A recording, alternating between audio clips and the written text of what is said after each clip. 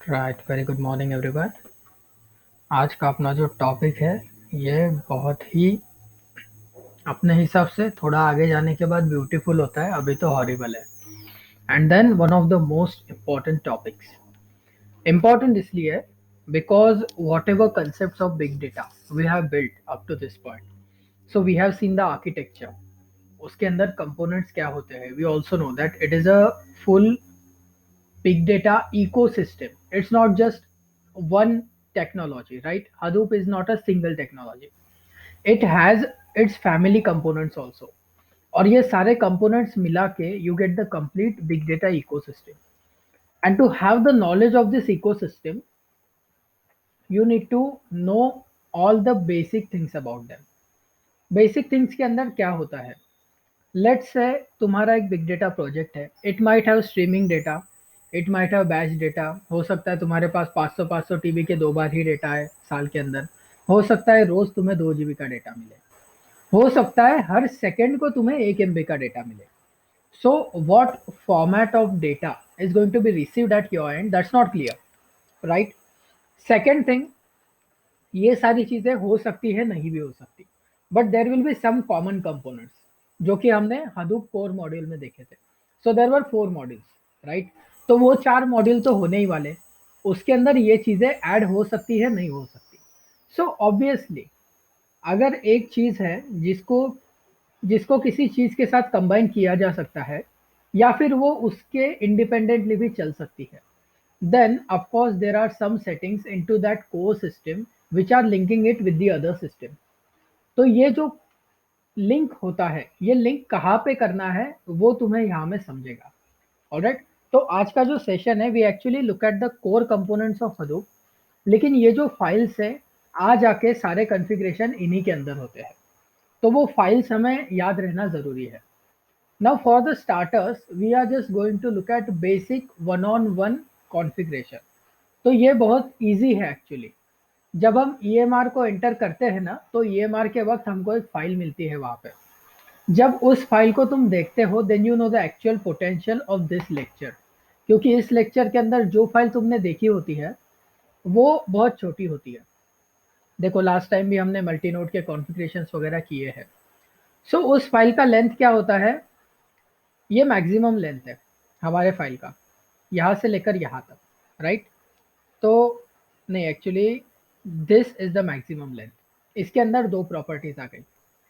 तो अभी के लिए ये है, when you go to EMR, वहां पे 10-10 पेजेस का फाइल कॉन्फ़िगरेशन होता है।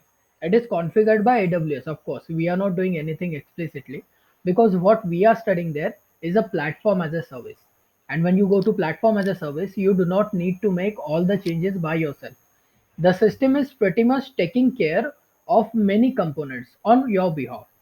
तो तुम्हें बोलना होता है आई नीड दीज 4 कंपोनेंट्स, सारे कॉन्फ़िगरेशन सिस्टम जाके कर लेगा। We don't need to input our extra efforts there. तो वो चीज़ हमें अच्छी लगती है। लेकिन अगर हम डायरेक्टली उसे सीखें, तो obviously when you visit the interview, interviewer तो यही देखेगा ना भाई तुम्हें कंसेप्ट पता है कि नहीं। Basically when you go to higher stages, how का इंपॉर्टेंस कम होते जाता है। कम क्यों होते जाएगा? क्योंकि बिजनेस मीडिया है हमारे पास में। कंपनी के अंदर बिजनेस मीडिया सबके पास होता है। उन्होंने व्हाइट पेपर्स खरीदे होते हैं, उनके पास ऑफिशियल गाइडलाइंस डाउनलोडेड होती है। Alright, they have bought that stuff, उनके पास परचेस्ड होता है। जो भी enterprise they are using, they have the documentation ready. अगर वो documentation open source anyway available है, तो ये उन्हें भी पता है कि if I just search for AWS space something, Cloudera space something, I will get to the proper documentation. तो उनको पता है कि भाई how is not a concern, how कुछ मैटर ही नहीं करता, क्योंकि वो दिख जाता है कहीं पर भी। What matters is what and why. हम किसी चीज को कर रहे हैं तो actually what are we doing there, what are the configurations, what is the file, and second thing is why, उसी फाइल में क्यों, वही कॉन्फ़िगरेशन क्यों। तो ये व्हाट और व्हाई जो है, यही इंटरव्यू के अंदर तुम्हें आगे लेके जाता है।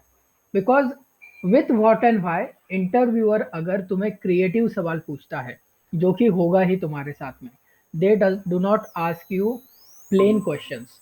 Alright, so what those guys do is they give you quickly 2 minute के अंदर प्रोजेक्ट का आर्किटेक्चर बनता है। Alright, so they design the architecture in their mind and they ask you the question. कि all right listen, I am having this requirement, so what is your view on this, क्या तुम मुझे कोई solution दे सकते हो। वो तुम्हें problem बताएगा। प्रॉब्लम ऐसा होगा जो रियल लाइफ में आ सकता है, या फिर उसे खुद को आके गया होगा, और वो तुमसे रेजोल्यूशन मांगेगा। यही पॉइंट है जहां पर तुम्हारा व्हाट और व्हाई तुम्हें मदद करता है, क्योंकि यहाँ पर how will not give you anything. तुम्हें मल्टी नोड करना आता है, तुम्हें कॉन्फ़िगरेशंस आते हैं, ईएमआर आते हैं, डजंट मैटर। भाई मैंने तुम्हें एक प्रॉब्लम बोला, if you can not give me the resolutions, what good are you. तो एक फ्रेज है इंग्लिश के अंदर कि a cake that can not be eaten is no good. अगर मैटर नहीं करता तुम्हारे पास कौन सा है भाई, तुम प्योर चॉकलेट लेके आओ, डार्क चॉकलेट लेके आओ, कोई भी फ्लेवर लेके आओ तुम, अगर वो केक में खा नहीं सकता, then is it any good? It's not. अगर मैं खा सकता हूँ तो वो कम पैसे वाला, कम क्वालिटी वाला केक होगा तो भी मैटर करता है, क्योंकि मेरी भूख जाएगी उससे। लेकिन अगर ऐसी कोई चीज़ है जो दिखने में बहुत अच्छी है, जो बहुत एक्सपेंसिव है, but I can not eat it, then it is useless. वही फॉर्मूला तुम्हारे ऊपर अप्लाई होता है। You might be knowing 10 technologies, but if you cannot solve a single simple problem of mine, you are useless to my organization. ये view होता है, और ये व्यू उनका हमें एक्सेप्ट करना ही पड़ेगा, because that is a legitimate view. यहाँ पे कोई बुरी बात नहीं है, it is a straight business thing. ऐसा ही होता है। Now if you are looking at the market situation right now, Accenture ने 25 के लोगों को फायर करने का डिसीजन लिया है।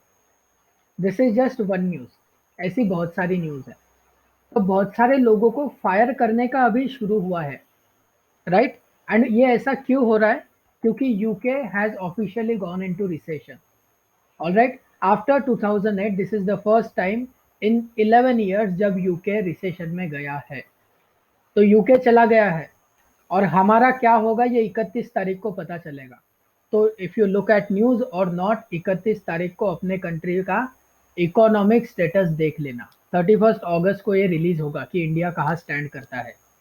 अगर हम, इनका डिप्रिसिएशन हुआ है 22%, अगर हम 15% के आसपास होते हैं तो वी विल बी सेव्ड। अगर हम 20% के ऊपर है तो समझ लेना अपने यहाँ भी वाट लगने वाली है।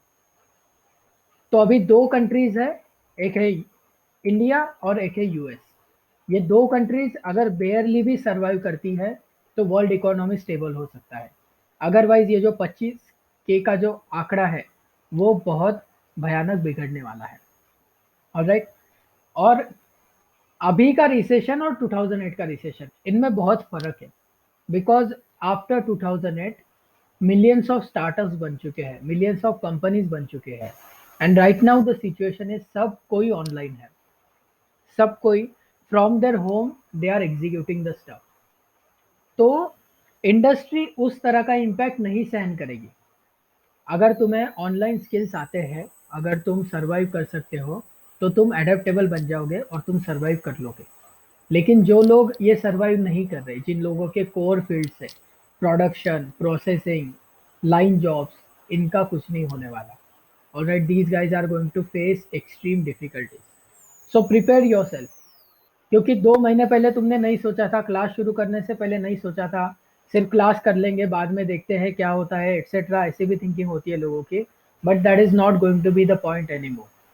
All right, 10 years of experience वाले बंदे को ऑन द स्पॉट फायर कर दिया मेरे फ्रेंड के कंपनी के अंदर। सो these things have started happening.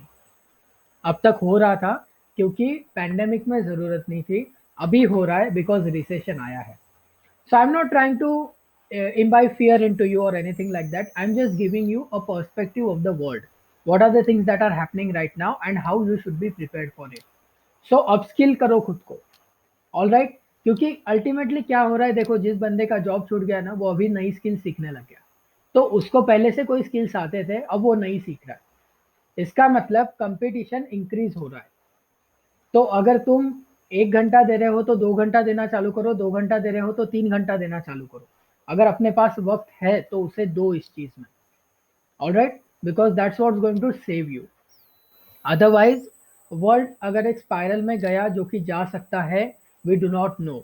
Raghuram Rajan already predicted this, कि this will be one of the most fatal blows to the world economy. तो वैसा हो सकता है, होपफुली लेट्स प्रे कि वैसा ना हो, for the sake of the world. But if things start going downwards तो अपने को प्रिपेयर्ड होना चाहिए उस चीज़ के लिए।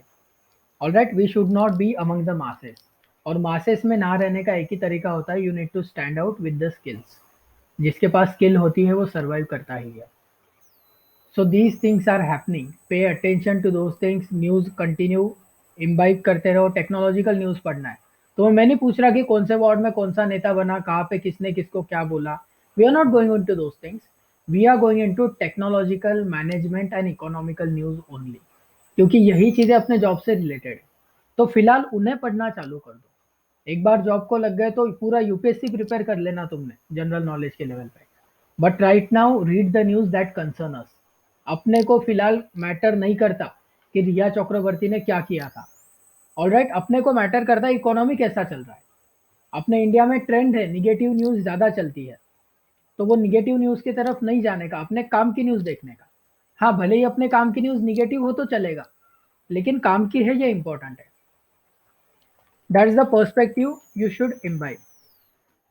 So when we created our first machines on EC2, तो सबको सवाल आया था why should I create the machine. मेरे पास ऑलरेडी विंडोज है तो क्लाउड के ऊपर विंडोज क्यों बनाऊं।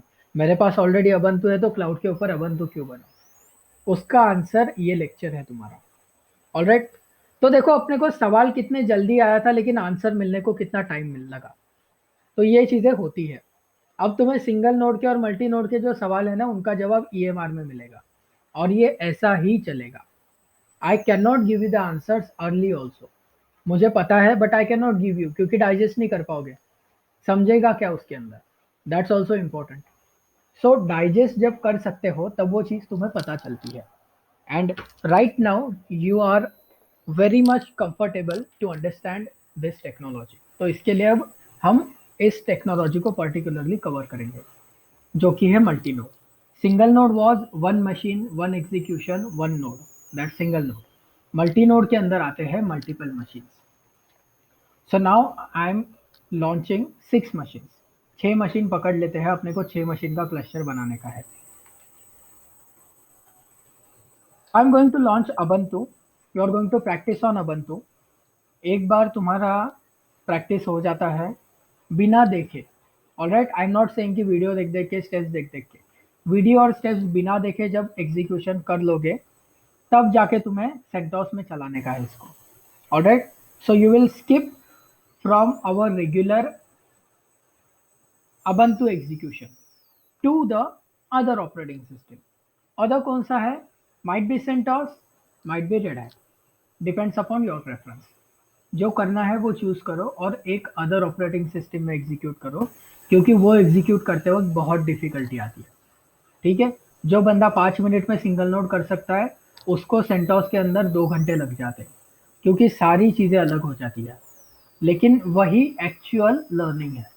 सो we do not take lecture on CentOS and Red Hat. हम अबंतु के ऊपर लेक्चर लेते हैं, और सेंटोस का लेक्चर लेते वक्त वो बच्चे कोऑर्डिनेटर को परेशान कर देते हैं। ये नहीं आ रहा, वो नहीं आ रहा, ये नहीं आ रहा, वो नहीं आ रहा, हफ्ता लग जाता है एक एग्जीक्यूशन करने को 10 मिनट का। लेकिन अल्टीमेटली होता है, और वहीं पे एक्चुअल लर्निंग होता है। तो तुम्हें वो खुद ब खुद करना होगा। Let me just check my VPC, क्योंकि अभी, अच्छा ठीक है, let's do one thing, I launch everything into public only. तो कन्वीनियंस के लिए फिलहाल पब्लिक में कर लेते हैं, बाकी प्राइवेट प्राइवेट में वगैरह तुम चले जाना बाद में। So let's go to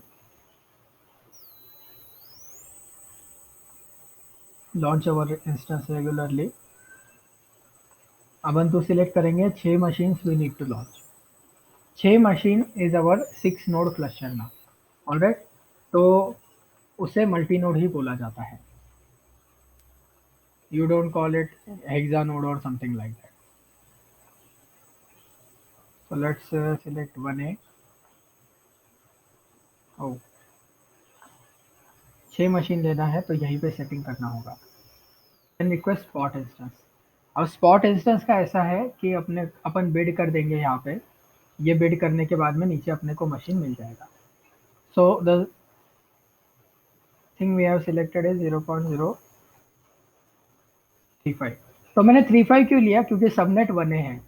so make sure कि तुम ये कंपैरिजन करने के बाद ही सिलेक्ट करते हो, क्योंकि अगर तुम 1B लोगे और 35 या 40 डाल दोगे, तो 1B का अभी रेट चल रहा है 43 और तुमने 40 डाल दिया तो तुम्हें नहीं मिलेगा, because you have bid a price that is lower than the current bidding. तो अपने को हायर चाहिए होता है, इसके लिए यहाँ पे एजी का प्राइस और यहाँ पे एजी दोनों को टैली करना है। Let's go to storage. Tags नहीं देंगे क्योंकि 6 मशीन को टैग लग जाएंगे हमारे। सो सिक्योरिटी ग्रुप प्रिटी मच मेरा सिक्योर्ड है। Let's launch it. Spot request failed. तो मेरा जो स्पॉट इंस्टेंस का काउंट है वो एक्सीडेड है, तुम्हारा ये काउंट एक्सीडेड नहीं होगा, because you have not launch this instances. अपने अकाउंट के अंदर बार बार ये होते रहते हैं लॉन्च, दैट्स वाई मेरा फेल जाएगा, तुम्हारा नहीं जाएगा। सो लॉन्च इट। ऐसा हो सकता है कि तुम अगर T2 माइक्रो के ऊपर इंस्टेंस सिलेक्ट करो तो वो तुम्हें कोटा फेल्योर देगा, स्पॉट फेल्योर नहीं देगा। So I just launch on demand, लेकिन ये तुम्हें बताना जरूरी होता है।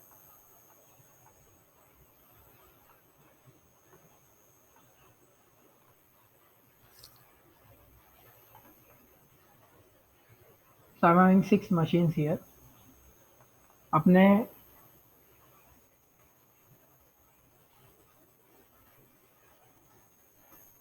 कन्वीनियंस के लिए इसे NN नेम देते हैं। तो अब देखो, मल्टी नोड है। मल्टी नोड के अंदर हमें एक हायरार्की बनाना है। हायरार्की मतलब अपने पास 6 लोग काम करने वाले हैं। अपने को 6 लोगों को मैनेज करने का है, काम देने का है, एंड उनका मैनेजर भी उनके अंदर ही अपने को रिक्रूट करना है।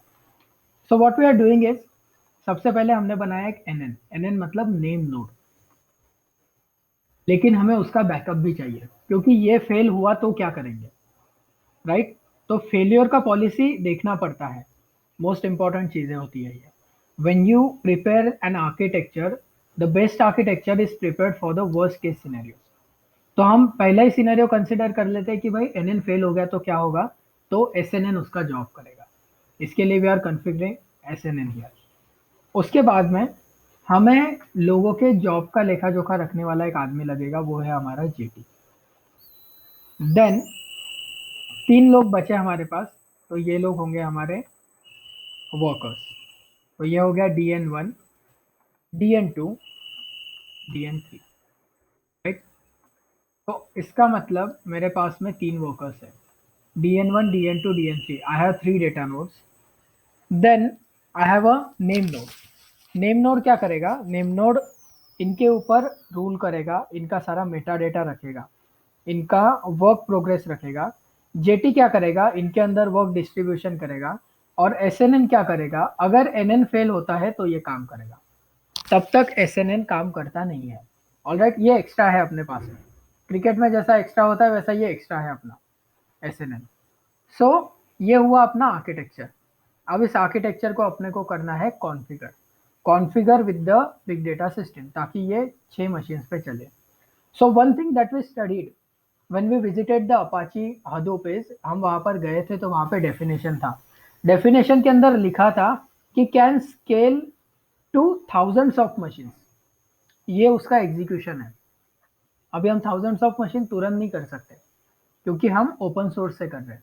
तो अभी तुम्हें थोड़ा एग्जीक्यूशन चलेगा तब आइडिया आएगा कि क्यों नहीं कर सकते। राइट नाउ 6 मशीन हमारे लिए कंफर्टेबल है, but any way we are, if we are going from 1 to 6, तो हम वैसा ही 60 तक भी जा सकते हैं, 600 तक भी जा सकते हैं, 6000 तक भी जा सकते हैं। So machine number of machines can be increase according to our convenience. Hadoop is capable to capture as much as thousands of machines. Alright, so it doesn't have limitation on the number of nodes. वो अपने ऊपर होता है कि कैसा बनाना है। उसका एक प्रोसीजर आता है, that procedure is called as capacity planning. Capacity planning का ऑफिशियल अपने पास एक डॉक्यूमेंटेशन है। Alright, so that documentation is of TCS, company का डॉक्यूमेंटेशन है वो। तो वो डॉक्यूमेंटेशन तुम्हारे साथ शेयर होगा, रीड इट वंस और उसको थोड़ा समझने का ट्राई करना। तो इसके अंदर क्या आता है, अब कंपनी के अंदर 6 नोड तो ले नहीं सकते। लेट्स बी प्रैक्टिकल, कंपनी के अंदर रिक्वायरमेंट्स होंगे। तो स्टोरेज इनग्रेस कितना है, how much data is going to be there which will be ingested into your system. दूसरा पैरामीटर होता है प्रोजेक्ट ड्यूरेशन. प्रोजेक्ट ड्यूरेशन कितना रहेगा तुम्हारा, 1 साल रहेगा, 2 साल रहेगा, 5 साल रहेगा. तीसरा parameter you have is replication factor. इस चीज को सिंगल नोड में मैक्सिमम लोग इग्नोर कर देते हैं रेप्लिकेशन फैक्टर को. You don't take it seriously, लेकिन it is one of the things जो कि एक्चुअली फर्स्ट चीज में कंसिडर होता है. Capacity planning also referred as cluster planning. तो इसके अंदर replication factor is considered. Do you have 1 2 3 4 कितना रेप्लिकेशन है, क्योंकि जितना रेप्लिकेशन उतना डेटा. 2 रेप्लिकेशन मतलब 20 GB के लिए 40 GB का कैपेसिटी लगेगा. 3 रेप्लिकेशन मतलब 20 GB के लिए 60 GB लगेगा. So depending upon your replication factor the amount of storage is being double tripled and it is increasing. और ये रेशो कैसा है, डायरेक्टली प्रोपोर्शनल. दैट्स वाई वो कंसिडर होता है. तो ये चीजें कंसिडर होने के बाद में यू गेट सेवरल थिंग्स, जैसे कि नंबर ऑफ नोड्स, कितने नोड का क्लस्टर चाहिए. इसके ऊपर डिपेंड होता है नंबर ऑफ बैकअप, तुम्हें बैकअप कैसा शेड्यूल करना है. इसके साथ में आती है चीज सर्विस डीमंस बोला जाता है उसे. और उसके बाद में एक चीज आती है that's called as gateway access. तो ये सारी चीजें वन बाय वन लिंक होती है. पहले बेसिक से स्टार्ट करना पड़ता है और एक एक चीज इंक्लूड करके कैपेसिटी प्लानिंग करना होता है. लेकिन ये सब बिफोर लॉन्चिंग द क्लस्टर होता है, because obviously into the company. वो तीसरे चौथे लेक्चर में हमने देखा था, देखो एक बंदा होता है वो बेचारा हर जगह पे घूमता है प्रपोजल ले लेके. So that's what happens. And in that scenario one of the most important things is उसका प्रपोजल कितना टू द पॉइंट है. एंड टू द पॉइंट के अंदर आंकड़े लगते हैं. You need numbers to prove your point there. तुम्हें बताना पड़ता है कि भाई अगर 1200 नोड लेने हैं तो क्यों लेने हैं, 100 नोड लेने हैं तो 100 क्यों लेने हैं. Right. So these things are considered. इन्हीं के साथ में तुम AWS पे काम कर रहे हो तो चीज़ें कैसी आती है, इंस्टेंस टाइप कैसा लो, कौन सा लोगे. अब तक तो हम टी टू माइक्रो कर रहे हैं because it is practical purpose. अभी सिर्फ एग्जीक्यूशन चल रहा है. इंडस्ट्री के अंदर वैसा नहीं होगा ना कि हाँ भाई क्या है, पैसा है तो M4 ले लो, C4 ले लो, कोई भी ले लो. It doesn't work like that. You need to have proper reasons for selecting that particular instance type. तो ये सारी चीजें बिफोर स्टार्टिंग द प्रोजेक्ट अपने को रिक्वायरमेंट आती है, ये सब ड्राफ्ट करना है और इसका रिपोर्ट बनाना होता है 20 पन्ने का. So we create that report. वो रिपोर्ट मैनेजमेंट के पास जाता है, मैनेजमेंट क्लाइंट से बात करता है. अगर क्लाइंट को रिपोर्ट पसंद आ गया तो भाई समझ लेना कि अपना हाइक फिक्स है. और हाइक ऐसा 10-12 हज़ार का नहीं मिलेगा. ऑलराइट, 10-15 हज़ार इज नॉट हाइक देयर. वहां पे हाइक लैक्स में होता है. Alright, per month. वो लेवल के लिए अपने को नॉलेज ग्रास्प करना है. तो चिंदी चिंदी सोचना बंद करो धीरे धीरे. Alright, aim for a bit higher. ये चिंदी चीजें छोड़ दो अभी. और वैसे भी चिंदी चीज सोचने वालों का अंजाम तुमको जल्दी ही पता चलेगा. तुम्हारे आजू बाजू में आनी चालू होंगी तुमको न्यूज. जो प्रोफेशनल लोग होंगे अपने सीनियर वगैरह, अगर फ्रेशर हो तो जो सीनियर वगैरह है उनसे कांटेक्ट करके देखो, you will realize those things. Right. CCNA वालों का क्या हाल हो रहा है, उसके बाद में रेगुलर जावा वालों का क्या हाल हो रहा है, what is going on into the industry, उसका देखो तुम. तो चिंदी चीज करने वाले लोगों को चिंदी अंजाम मिलने चालू हो गया अभी. तो सूनर और लेटर वो होना ही था. तो अपन ने अभी से ट्राई करो कि वहाँ के लेवल का सोचे अपन, क्लाइंट इंटरेक्शन का थोड़ा. उसी के लिए हमने लैंग्वेज वैंग्वेज का भी तुमको बोल के रखा है कि do some things into that domain also, because that is also much helpful. ये सारा प्लानिंग हम किसी और लेक्चर में समझने वाले. राइट नाउ हम कुछ चीज़ें कंसीडर करके चल रहे. हमारा 6 नोड का क्लस्टर है. राइट. 6 नोड के अंदर 3 नोड्स हमने डेटा प्रोसेसिंग के लिए लिया है. डेटा प्रोसेसिंग होने वाला है DN1 DN2 DN3 पे. This is where processing is happening. तो ये तीनों machine are not going to process data, remember this thing. SNN हमने बैकअप के लिए लिया है. So we are having one backup of name node. This is also important. All right. This is called as master backup.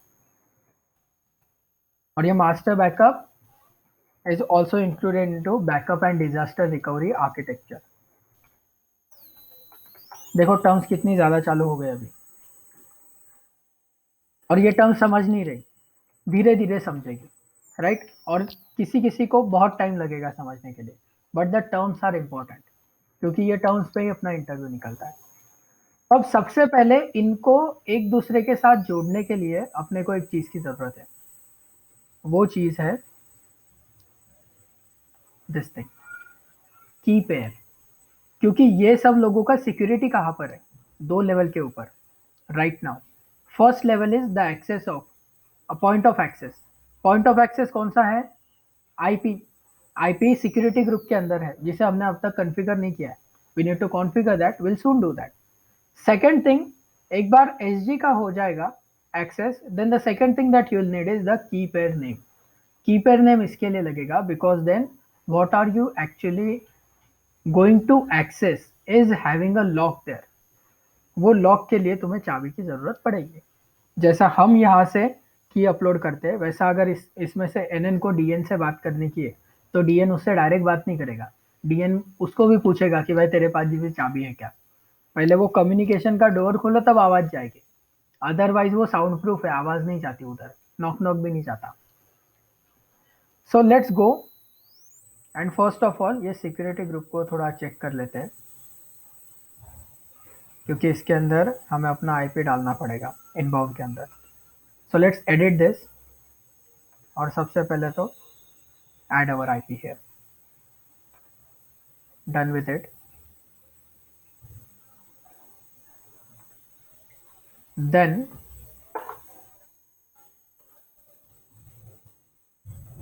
let's start with this thing. So what we need to do is हमें की transfer करनी है, उसका तुम्हारा ये commands का manual है। इसके अंदर you have everything from the first point of starting to the last point, successful installation. So शुरू में सिर्फ एक बार विंडोज यूज हुआ है, क्योंकि you might be having a Windows based system, जिसका विंडोज है उसके ऊपर एससीपी काम नहीं करता, तो पीएससीपी नाम का एक चीज हमें यूज करना पड़ता है वहां पे। अदरवाइज जिसके पास अबंतु लिनक्स कंप्लाइंट कोई भी सिस्टम है, एससीपी चल जाता है, right. So let's go here, I need to go to downloads, क्योंकि मेरा फाइल वहां पर है। And let's do one thing. तो अब तक हम जो एसएसएच कर रहे थे, उस एसएसएच को अभी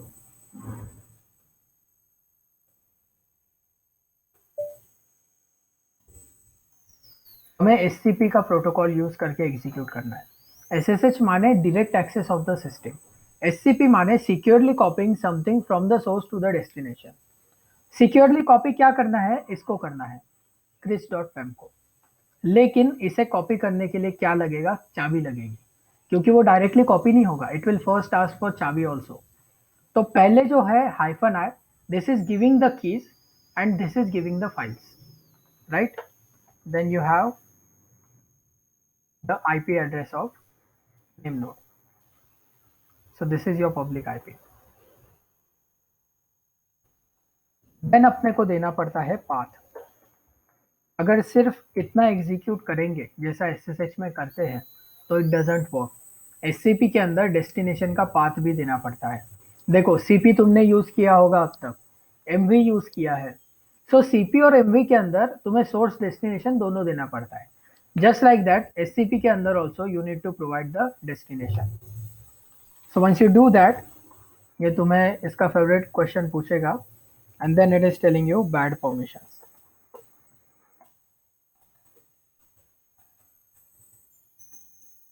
Let's try it again. So now it is transferred, क्योंकि मेरे की को लोकल मशीन के ऊपर परमिशंस नहीं थे। Alright, so I was having bad permissions. तो जस्ट chmod कर लिया, इट इज डन। एससीपी होने के बाद में ये तुम्हें नीचे स्टेटस देता है, so you can upload anything here. Alright, ऐसा नहीं है कि अभी ये देखो, अगर किसी को ऊपर वाले एग्जीक्यूशन के अंदर कॉन्फ्यूजन है, let's transfer this file now. अब ये एक CSV फाइल है मेरे पास में, alright. So what file is this, ये मेरा एक्सेस आईडी और सीक्रेट एक्सेस की का फाइल है। तो अगर मैं एंटर करता हूं तो ये फाइल ट्रांसफर होगा। So now this file has been transferred to the system. तो अब दो कंपैरिजन करके तुम्हें ये कमांड समझ में आ जाए शायद. So basically what's happening is SCP, the protocol, then you are giving the identity with -i जो कि तुम्हारा की है, then you input the file name जो भेजना है, and then you get the destination path जहाँ पर भेजना है. So let's exit this और हमारा रेगुलर टर्मिनल ओपन करते हैं. हमें जाना है इस मशीन के अंदर.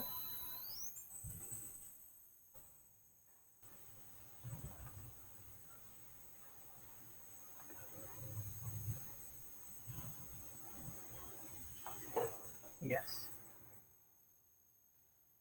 So we are into the name node. अब इस लेक्चर के अंदर आखिरी वाले 2 डिजिट के ऊपर ध्यान रखो हर एक मशीन के, क्योंकि यहीं पर लोगों को कन्फ्यूजन होती है, कहाँ पे क्या करना है वो समझता नहीं है. सो देख लो अपना जो 4178 है ये नेम नोड है, इसे ध्यान में रखो क्योंकि ये अभी बार बार आएगा. क्योंकि मुझे तो समझेगा नेम नोड क्या है, तुम्हें बस वो लास्ट डिजिट देख के समझना है कि भाई ये नेम नोड है कि डेटा है, कौन सा है. तो अब देखो इसके ऊपर कीज आ गए, right. So I am having access keys and chris.pem. तो ये तो तुम्हें डेमोन्स्ट्रेशन के लिए बताया था. सो let me just remove that. अभी मेरे पास में मुझे जो चाहिए वो बस एक की आ गया. ये एग्जीक्यूशन करते मत बैठना. कुछ लोग जैसा डिट्टो टू डिट्टो जो एग्जीक्यूशन करने वाले होते हैं ना, वो भाई ये भी एग्जीक्यूट करते हैं. सो कुछ चीजें are for demonstration purpose, understand the what and why. बस वो कैसा हो रहा है वैसा डुप्लीकेट कर करके फिर नहीं समझती चीजें. Alright, so don't do that stuff. अगर तुम्हें करना है तो पहले देख लिया करो क्या हो रहा है वहां पे. नाउ द थिंग इज, अब ये एनएन कनेक्ट करने वाला है इन सबके साथ में. पहला क्वेश्चन यहाँ से चालू करते हैं कि कनेक्ट क्यों करेगा, इसको क्या जरूरत पड़ी. So you are having an architecture. Architecture के अंदर ये 3 लोग काम करेंगे. अगर काम करेंगे तो इनसे बात करना पड़ेगा, इनको कमांड्स देने पड़ेंगे, इनका स्टेटस लेना पड़ेगा, what have they done up to this point. इन सब चीज़ों के लिए ज़रूरी है कम्युनिकेशन. सेकेंड थिंग, जेटी से क्यों कम्युनिकेट करेगा, because JT is keeping the track of their worklog. कौन कौन सा काम कर रहा है, किसने अच्छा काम किया, किसने बुरा काम किया, ये सब जेटी देख रहा है. So JT needs to do that. JT से रिपोर्ट लेना एनएन की जिम्मेदारी है और जेटी को बाकी लोगों के साथ कनेक्ट करना है. So basically what happens is, सब लोग हम सबके साथ कनेक्ट कर देते हैं कि भाई ज़रूरत कब किसको किससे कनेक्ट करने की होगी वो पता नहीं होगा. So what we are doing is हम सबको कनेक्ट कर देते हैं. एक बेसिक चीज़ ये भी है, एक लॉजिक तुम्हें ये समझा, दूसरा लॉजिक ये समझ लो कि ये सारे किस सिस्टम के ऊपर काम कर रहे हैं, HDFS के ऊपर. अगर ये HDFS के ऊपर काम कर रहे हैं तो बेसिक चीज़ है कि सबको कम्युनिकेशन तो रखना ही पड़ेगा, because they are following a particular system, right. तो एक दूसरे के साथ कम्युनिकेट तो करना ही पड़ेगा at some point of time. इसके लिए we are giving them the access to everyone. तो हम उनको ये नहीं बोल रहे कि भाई तू उससे बात कर, तू उससे बात कर, सब सबसे बात कर सकते हैं. तो ये कनेक्शन कितने होते हैं, 6 मशीन है. हर मशीन अगर दूसरे मशीन से बात करेगा तो अपने को 36 कॉन्फ़िगरेशन करने पड़ेंगे भाइयों, जो लास्ट में हमने किया था सिंगल नोड के अंदर. जस्ट लाइक दैट वहाँ पे सारे कॉन्फ़िगरेशन एक बार हुए थे because it was a single node machine. यहाँ पे 36 बार करने पड़ेंगे क्योंकि 6 मशीन है. तो जिसको ऐसा लग रहा था कि 10 मशीन का मैं ट्राई करूंगा, उसे भाई 100 बार करना है. Keep that in mind. अगर 10 मशीन है, 10 मशीन के साथ में, that makes to your 100 communication configurations. These are just communication configurations. Alright, HDFS इसमें इंक्लूड नहीं किया मैंने अब तक, उसके अलग आएंगे. What we do next is, अब यहाँ पे chmod करना जरूरी है. यहाँ पर करना जरूरी क्या क्यों है, क्योंकि देखो बेसिकली अब हम यहाँ पर आए तो उसने मुझे मेरे कंसोल के अंदर एरर दिया था. देखो मेरे लोकल टर्मिनल पे, एरर क्यों आया था, बिकॉज दिस की was not having proper permissions. Proper permission के अभाव में मुझे वो एरर मिला था. अगर मैं फिर से उसके chmod करके परमिशंस एलिवेट नहीं करूंगा, it will again give me error. Let's do this thing. तो इसको प्रॉपर परमिशंस आ गए अभी. Then we go to the next thing. Let's realise stuff. अभी तुम्हारा आ रहा है to and fro communications which has already been done by us. तो ये lecture basically to and fro communication is 40% here then you have something called as single node, उसका 40% है और 20% इसमें सिर्फ एडिशन है। सो अगर ये लेक्चर 100% लेवल पे माना जाए तो 80% तुमको ऑलरेडी पता है। We are just going the next step now to implement those things. To and fro हमने शायद से 2 या 3 मशीन पे किया है और तुम्हें बोला गया है वो मोड मशीन पे करने के लिए, 4-5 मशीन पे करने के लिए। शायद हमने 2 मशीन पर ही किया है to and fro, I don't remember clearly. 2 machine पे हमारा हुआ है, तुम्हें 3 और 4 पे करने को बोला था।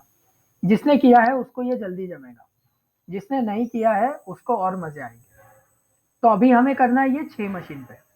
उसके बाद में जो हडूप के configurations we have done on single node, वही हमें करने हैं 6 मशीन्स पे। That is the only difference, बाकी कोई इशू नहीं है। Alright, so everything is as it is. बाकी बस इसमें थोड़ा सा 20% एडिशन है, दैट्स इट। तो टू एंड फ्रो के अंदर हमने देखा था 3 चीजें थी। एक तो करते हैं हम नैनो डॉट प्रोफाइल, उसको चेंज करते हैं। Then we do source dot profile, और तीसरा कमांड हम चेंज करते हैं etc होस्ट फाइल का कॉन्फ़िगरेशन। सो etc होस्ट के अंदर हम उसको बोलते हैं भाई आईपी एड्रेस कौन सा है, क्या है। So let's do one thing, सबसे पहले etc होस्ट पे चले जाते हैं क्योंकि अपने को थोड़ा पसंद है वो।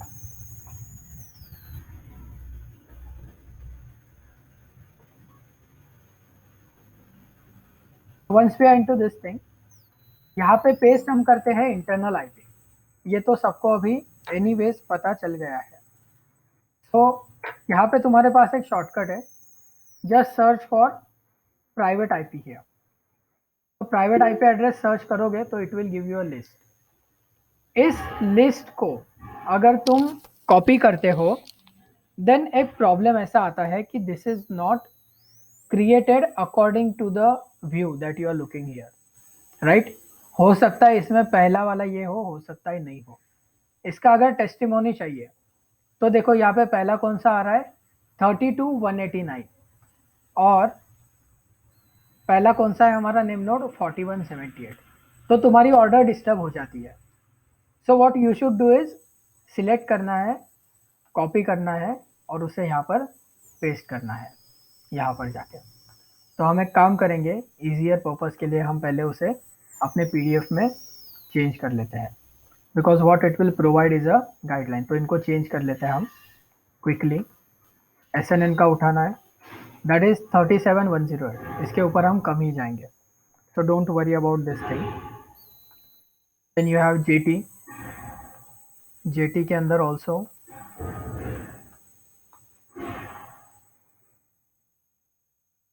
DN1, ये पहला बता रहा था हमें हमारी लिस्ट में, लेकिन ये एक्चुअली DN1 है, तो वो पूरा जंबल कर देता है। दैट्स वाई हमें ये थोड़ा मेहनत उठाना पड़ता है, क्योंकि अगर वहाँ से सिलेक्ट करोगे तो पूरा कॉन्फ़िगरेशन हो जाता है, और वो कॉन्फ़िगरेशन होने के बाद में अपने को ही नहीं समझता कि साला DN कौन सा है, DN दूसरा कौन सा है, तीसरा कौन सा है, पहला कौन सा है। So we get confused on our cells only. इसके लिए अब ये हमने चेक कर लिया, लेट्स कॉपी दिस थिंग, और अब इसको हम पेस्ट कर देंगे यहाँ पर, सेविंग दिस थिंग। तो अब हमारा एक स्टेप हो गया। What we have done now is we have configured the system for the other host, जो कि इस आर्किटेक्चर के अंदर है, the other nodes of the system. तो अब अगर etc होस्ट के अंदर से हम किसी को उठाते हैं और इसको बोलेंगे SSHNN SSHRN, तो इसको पता रहेगा कहाँ पर जाना है। ये लिस्ट हमारा यहाँ पे आ गया। प्राइवेट आईपी क्यों लिया, पब्लिक क्यों नहीं लिया, ये सवाल ऑलरेडी कवर हो चुका है। तो जिसे वो सवाल है उसे भाई एक बार रिवाइज करना ज़रूरी है, क्योंकि सेम सवाल बार बार रिवाइज करने में अपना कलेक्टिव टाइम जा रहा है। Now the second thing we need to do is nano dot profile, जो कि हमें पहले करना चाहिए था। सो लेट्स एक बार इंश्योर कर लेते हैं अपना PWD कौन सा है। So we are into home Ubuntu, जहाँ पे नैनो प्रोफाइल होता है। So let's go nano profile. इसके अंदर हम सबसे नीचे जाते हैं। अब ये कमांड भी अपने को फेमिलियर है। What we do is we configure the SS agent, और SSH एजेंट को हम क्या बोल रहे हैं, वी आर टेलिंग इट कि भाई तू एक की ऐड कर, और वो की कौन सा है, वो की है क्रिस डॉट पेम। तो उसे की का पाथ भी बोलना पड़ता है क्योंकि उसे पता नहीं ना कहाँ पर है, इसीलिए उसे हम रूट से पाथ देते हैं। देखो ये रूट है, this was the primary directory. इसके बाद में home Ubuntu we are giving it a proper path, तो ये उसे बराबर ढूंढ लेगा। तो let's save this thing and then अभी कॉन्फ़िगरेशन एडिट हुआ है, now we need to refresh the configuration. We do that with source profile. So now it is telling us कि भाई तूने जो चेंजेस किए I have done it, I have added the identity home Ubuntu Chris dot पे। तो next time मैं जब SSH करूंगा तब मैं इस की को यूज करूंगा। किसके लिए यूज करेगा? इन होस्ट के लिए, ऑल ऑफ दिस होस्ट, इन सब के लिए ये क्रिस डॉट पेम यूज करेगा। तो अभी तुम्हारा हो गया सेटिंग। टू एंड फ्रो में जो 2 मशीन के लिए किया था वो अब 6 मशीन के लिए कैसे काम में आया देखो। अब दिस थिंग, ये जब क्लाउडेरा हम करते हैं ना तो ये इससे भी सिंपल है। ठीक है, वहां पे उसे बस बोलना होता है कौन सी की है, वो सब कुछ फेच कर लेता है क्लाउडेरा। लेकिन if you just go there तो तुम्हें ये भी समझना चाहिए कि बिहाइंड द कर्टन क्या हो रहा है। बिहाइंड द सीन्स क्या होता है वो इक्वली इंपॉर्टेंट होता है। जो चीज सिर्फ पर्दे पर दिखती है वो इंपॉर्टेंट नहीं है, उसके पीछे क्या हो रहा है वो ज्यादा इंपॉर्टेंट होता है। सो दैट्स वाई हमें बिहाइंड द सीन्स का आइडिया लेने के लिए ये लेक्चर करने पड़ते हैं। तो अभी एक एग्जीक्यूशन करके देखते हैं छोटा सा। एग्जीक्यूशन क्या है? एससीपी करना है अपने फाइल को। कहाँ पर करना है? एसएनएन के अंदर। सो नाउ हम इसको की नहीं देंगे, कुछ नहीं देंगे, हम इसे आईपी भी नहीं देंगे, यूजर नेम भी नहीं देंगे। हम इसे बस बोल रहे हैं भाई एससीपी कर। किसको कर? ये फाइल को कर। कहाँ पे कर? एसएनएन के ऊपर। तो ये बंदा सब कुछ फाइंड आउट करेगा अभी। Let's do that thing. SCP this dot pem, हम भी एसएनएन में ही करेंगे।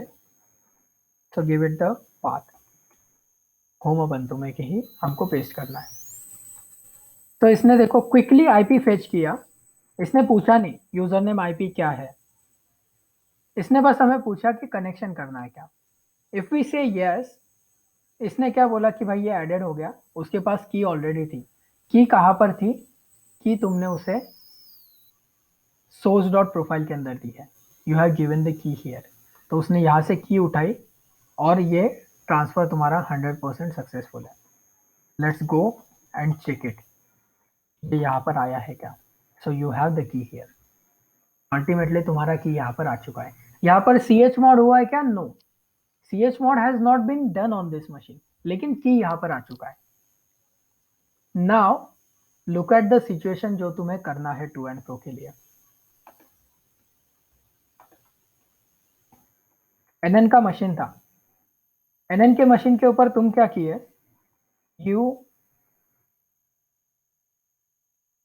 Configure host file and dot profile file and reloaded config. Correct, ये 3 स्टेप हमने किए एनएन के ऊपर। ये करने के बाद में वो फाइल आ गए एसएनएन पे। नाउ हमको एसएनएन के ऊपर यही चीज 3 चीजें रिपीट करनी है। उसके बाद में जेटी के ऊपर, उसके बाद में डीएन 1 के ऊपर, उसके बाद में डीएन 2 के ऊपर, उसके बाद में डीएन 3 के ऊपर। So we need to perform this 3 operations on this 5 machine, मतलब 15 बार और करना है, 3 बार हो चुका है, राइट। तो ये है ट्रेडिशनल वे, ये तुम्हें आना जरूरी है। अगर किसी ने अब तक प्रैक्टिकल नहीं किया है इसका 3-4 मशीन के ऊपर, तो it is a pity for you, क्योंकि तुम्हें कुछ चीज़ दी गई है but you are not even having the ability to perform something. तो अपना औकात कम है ऐसा समझ लेने का, क्योंकि अपन मेहनत नहीं ले सक रहे, राइट। अभी जिसने मेहनत लिया है उसे इस चीज़ का इंपॉर्टेंस समझेगा जो हम अभी कर रहे हैं। तो what we can do guys is, let's exit and go back to NN 4178 name node है अपना, right. Connection to SNN close. SNN कौन सा था? 37108। What we can do alternatively is, हम यहाँ पे कॉन्फ़िगर कर चुके हैं ईटीसी होस्ट को और दूसरी फाइल को। Let's look at this etc host file. अब ये ईटीसी होस्ट एनएन के ऊपर कॉन्फ़िगर किया मैंने, राइट। एनएन के ऊपर ही कॉन्फ़िगर किया है, तो मैंने इसमें एनएन क्यों लिखा? ये फर्स्ट क्वेश्चन है कि अगर इसे कॉन्फ़िगर करना था तो बाकी 5 के नाम डालो ना, इसका क्यों डाल रहे हो? तो उसका रीज़न है कि ये अब यूनिवर्सल फाइल हो चुका है। अब यही फाइल अगर मैं जेटी पे, एसएनएन पे, डीएन पे कहीं भी डालूंगा तो वो चलेगा। क्यों चलेगा? बिकॉज ये फाइल के अंदर पूरे क्लस्टर का इन्फो है, और लोकल होस्ट को तो सबका एनीवे 127.0.0.1 ही होता है, तो लोकल होस्ट भी सबका सेम है और नीचे वाले कॉन्फ़िगरेशन भी सेम है। That means what I can do is, मैं यहाँ से सिंपली 5 बार एससीपी का कमांड मारूंगा और ईटीसी होस्ट को उधर कॉपी कर दूंगा, राइट? लेकिन वैसा होता नहीं है। तो उसका पहले प्रैक्टिकल कर लेंगे तो तुम्हें समझेगा कि वैसा क्यों नहीं हो रहा। So let's go to ETC host first. यहाँ पे मेरा होस्ट फाइल है, राइट? तो यहाँ से एससीपी करने की कोशिश करेंगे। इसे कहाँ भेजना है हमें? एसएनएन पे। तो it has copied to SNN, लेकिन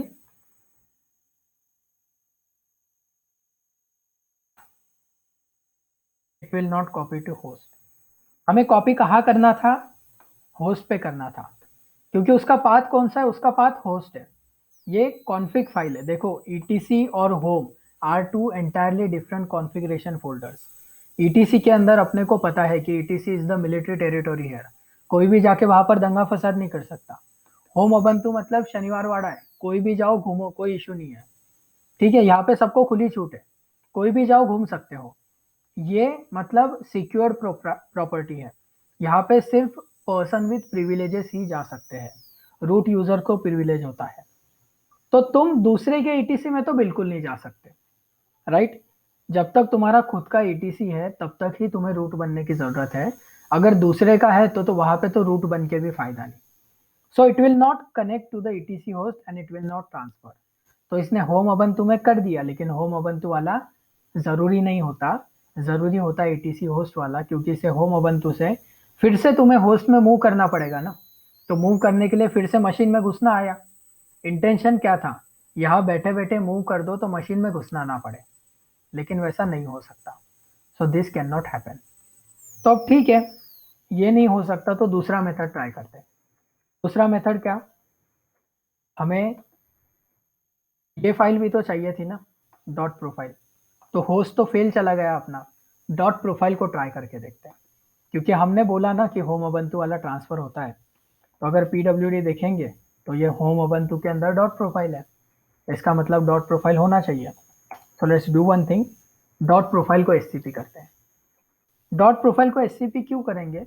because the only change that was required into the file was eval ssh agent, जो कि हम कर चुके। So let's SCP this file now. Dot profile हमारे पास में है, नहीं इसे ubuntu देने की जरूरत नहीं होती। SNN कोलन होम ubuntu, तो ये सेंड हो चुका है। इसका मतलब हमारे 2 स्टेप बच गए SNN के। यही बात हमें सारे मशीन्स पर करनी है। So what it is doing is, एक एग्जीक्यूशन में तुम्हारे 2 स्टेप बच रहे हैं। जहां पर नया कनेक्शन आया वहां पर it is going to ask you, do you want to establish connection. कुछ लोगों को ये भी डाउट आता है कि भाई इसने SNN को नहीं पूछा, जेटी को क्यों पूछा? Because previously we are connected with SNN, तो उसको पता है SNN के कॉन्फ़िगरेशंस क्या है, and it has added SNN का IP to its internal directory. Then let's go to 1DN. Yes.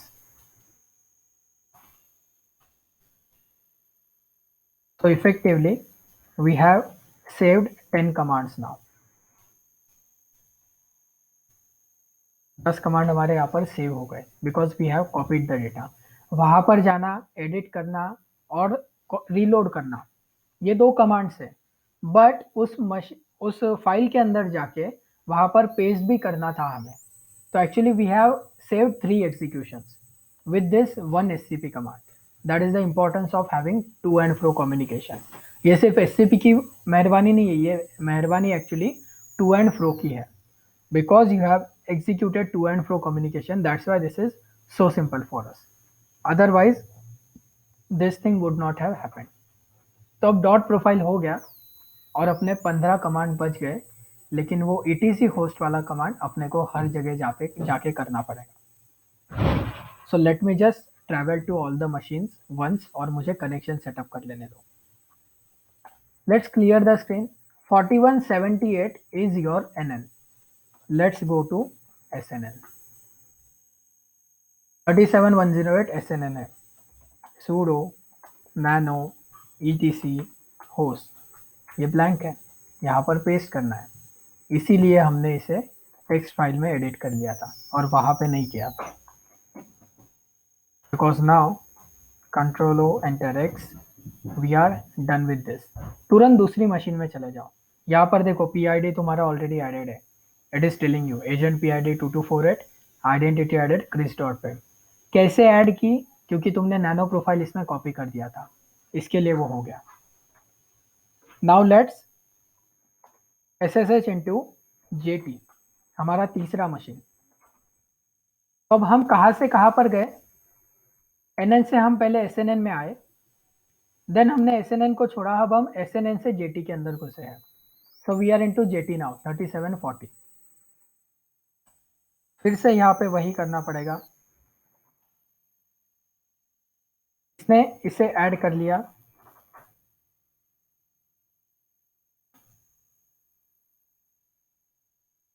Right. So this is done here. यहाँ पर कॉपी नहीं हुआ है अपना PID JT के लिए। JT के लिए इट हैज सम एरर। देखो नो सच फाइल और डायरेक्टरी बोल रहा है, लेकिन उसके पास में कॉम्स है। So this is probably gone to .ssh file. उसे देखते हैं। पहले घुसते हैं SSH1DN के अंदर। देखो कम्युनिकेशन का एरर आया। कम्युनिकेशन के एरर को हमने पहले ही डायग्नोस कर लिया था। It is telling us no such file और डायरेक्टरी, क्योंकि इसके अंदर फाइल ही नहीं है। So what we need to do is exit करना है। SNN के ऊपर वो फाइल है तो इसे SCP कर लेते हैं।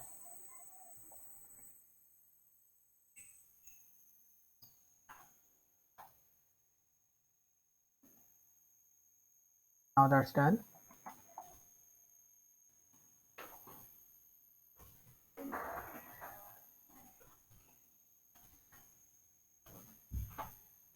अब ये कॉपी हो गया। Now let's go to JT अगेन। JT के अंदर फाइल आ चुकी है।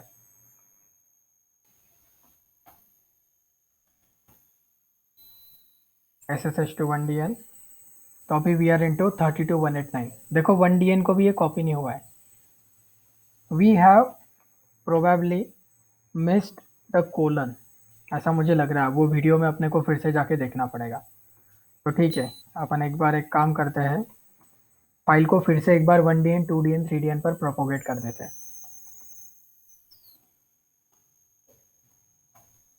जैसे कि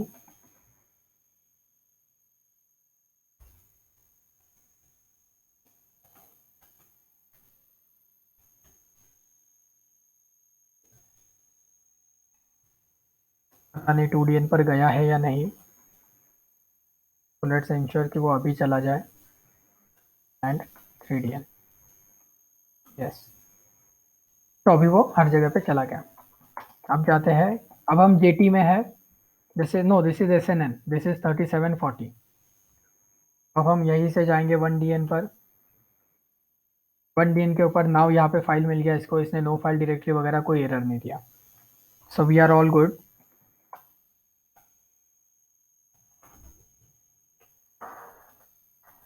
अरे यार ये तो यही कॉपी हो गया मुझसे।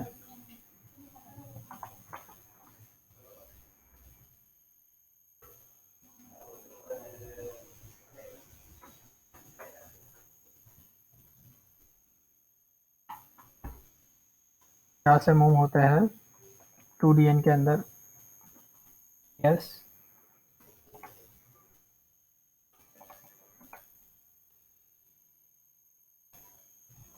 ETC होस्ट, इसे सेव कर लेते हैं and then finally go to 3DN।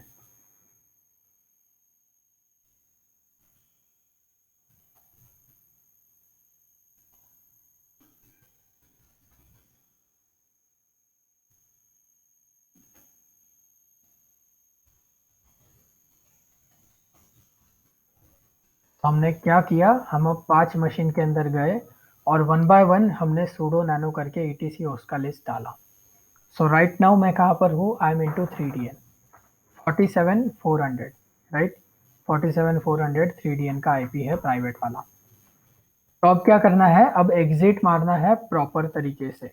In connections को ओपन रखना इज अ बैड हैबिट। तो सारे कनेक्शंस को एग्जिट तुम्हें मारना है, ऑलराइट। तब तक एग्जिट मारना जब तक एकदम लास्ट पॉइंट पर अपन आ नहीं जाते। तो लास्ट पॉइंट पर अपन आ गए, उसने मुझे बोला कि भाई यू आर आउट नाउ। तो रिकनेक्ट करना है कि एग्जिट करना है, तब मैंने उसे रिकनेक्ट किया, because this is my name node. Otherwise हर कनेक्शन क्लोज करना है। इसे क्लोज करना प्रॉपर हैबिट क्यों है, because look if you are going into the company, वहाँ पे तुम्हारा जो क्लस्टर होगा वो क्लस्टर बहुत ही सेंसिटिव डेटा हैंडल करता है, और ये डेटा का leakage is extremely bad for your career. Job का छोड़ दो, करियर के ऊपर बात आ सकती है, ठीक है। और इस डेटा का security is extremely good for your career. अगर तुम सिस्टम के अंदर का लीकेज किसी को बता दोगे तो तुम्हें उतना ही फायदा होगा। तो पहली बात है कि हमें सिक्योरिटी के बारे में उतना ज़्यादा सिक्योर और अवेयर रहना पड़ेगा, right. If you are aware about security, तुम्हें सबसे ज़्यादा फायदा होने वाला है, alright, because that's ultimately a really payable department. तो ऐसा नहीं होता कि भाई वो लोग सोचते हैं कि अगर सिक्योरिटी करना है तो पूरा नेटवर्किंग सीखना पड़ेगा, हैकिंग वैकिंग सीखना पड़ेगा, फिर सब कुछ होगा, वैसा नहीं होता। If you know the proper methods for communication, तुम्हें आ जाएगा। अब हमने क्या सीखा, we studied security groups, we studied basic VPC, right. हमने बस उतनी चीज़ें सीखी है, लेकिन उसके साथ में हम कितना सिक्योर बना रहे हैं एनवायरनमेंट को। तो इट्स नॉट नेसेसरी कि तुम्हें बहुत सारी चीज़ें आए। तुम्हें ये जो कंपोनेंट्स है, if you understand the core components, they will give you maximum security, alright. So you strong your one pillar of designing a solution architect, alright.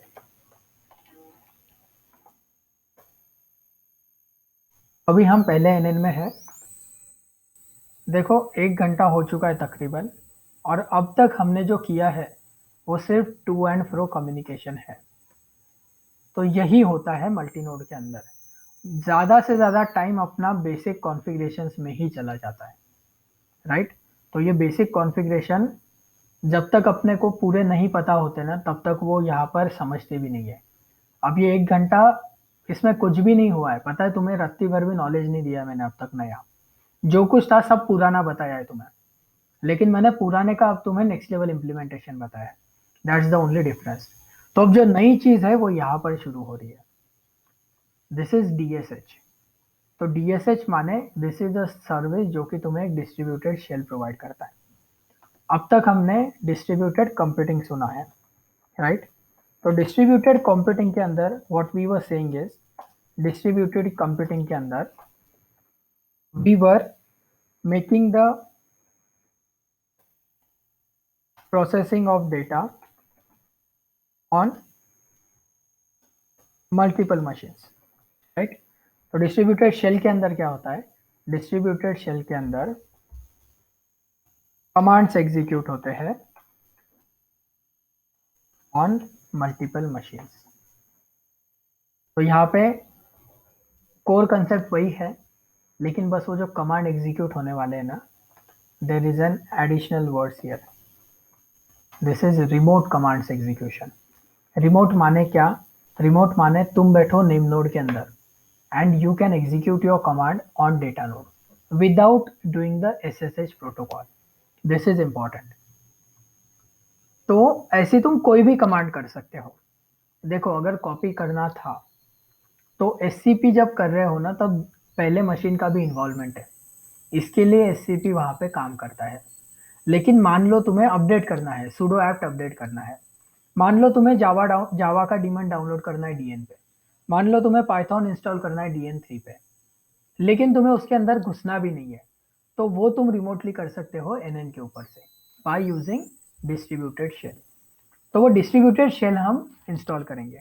ज़रूरत क्या है भाई, ऑब्वियसली ये अगर इनका डेटा रख रहा है, ये अगर इनको काम दे रहा है, तो काम दे रहा है मतलब वो काम ऑटोमेटिकली तो शुरू नहीं होगा ना। तो ये रिमोटली एग्जीक्यूट करता है काम को उनके ऊपर। ये जब जॉब देता है ना उनको, तो ये फोर्सफुल एग्जीक्यूशन होता है। It submits that job to them, और वो उसके साथ में प्रोसेसिंग स्टार्ट भी कर देता है बाय रिमोट कंट्रोल। तो वो हमें अब हमारे क्लस्टर के अंदर इम्प्लीमेंट करना है। नहीं नहीं भाई, लीव मत कर, अभी तो बहुत बाकी है। सो सबसे पहले S S H N N करना है, हम तो वैसे भी एन एन के अंदर ही है 4178। दूसरा स्टेप, पहले ये डी एस एच इंस्टॉल करना होता है। डी एस एच क्यों इंस्टॉल करना पड़ेगा, उबंटू ने तुम्हें बताया। मैंने डायरेक्ट कमांड डाला, it's telling me D S H is currently not installed. तुझे पहले इंस्टॉल करना है भाई उसको। तो चलो इसे इंस्टॉल करते हैं। सो now it is telling me कि भाई ये पैकेज नहीं हो सकता लोकेट।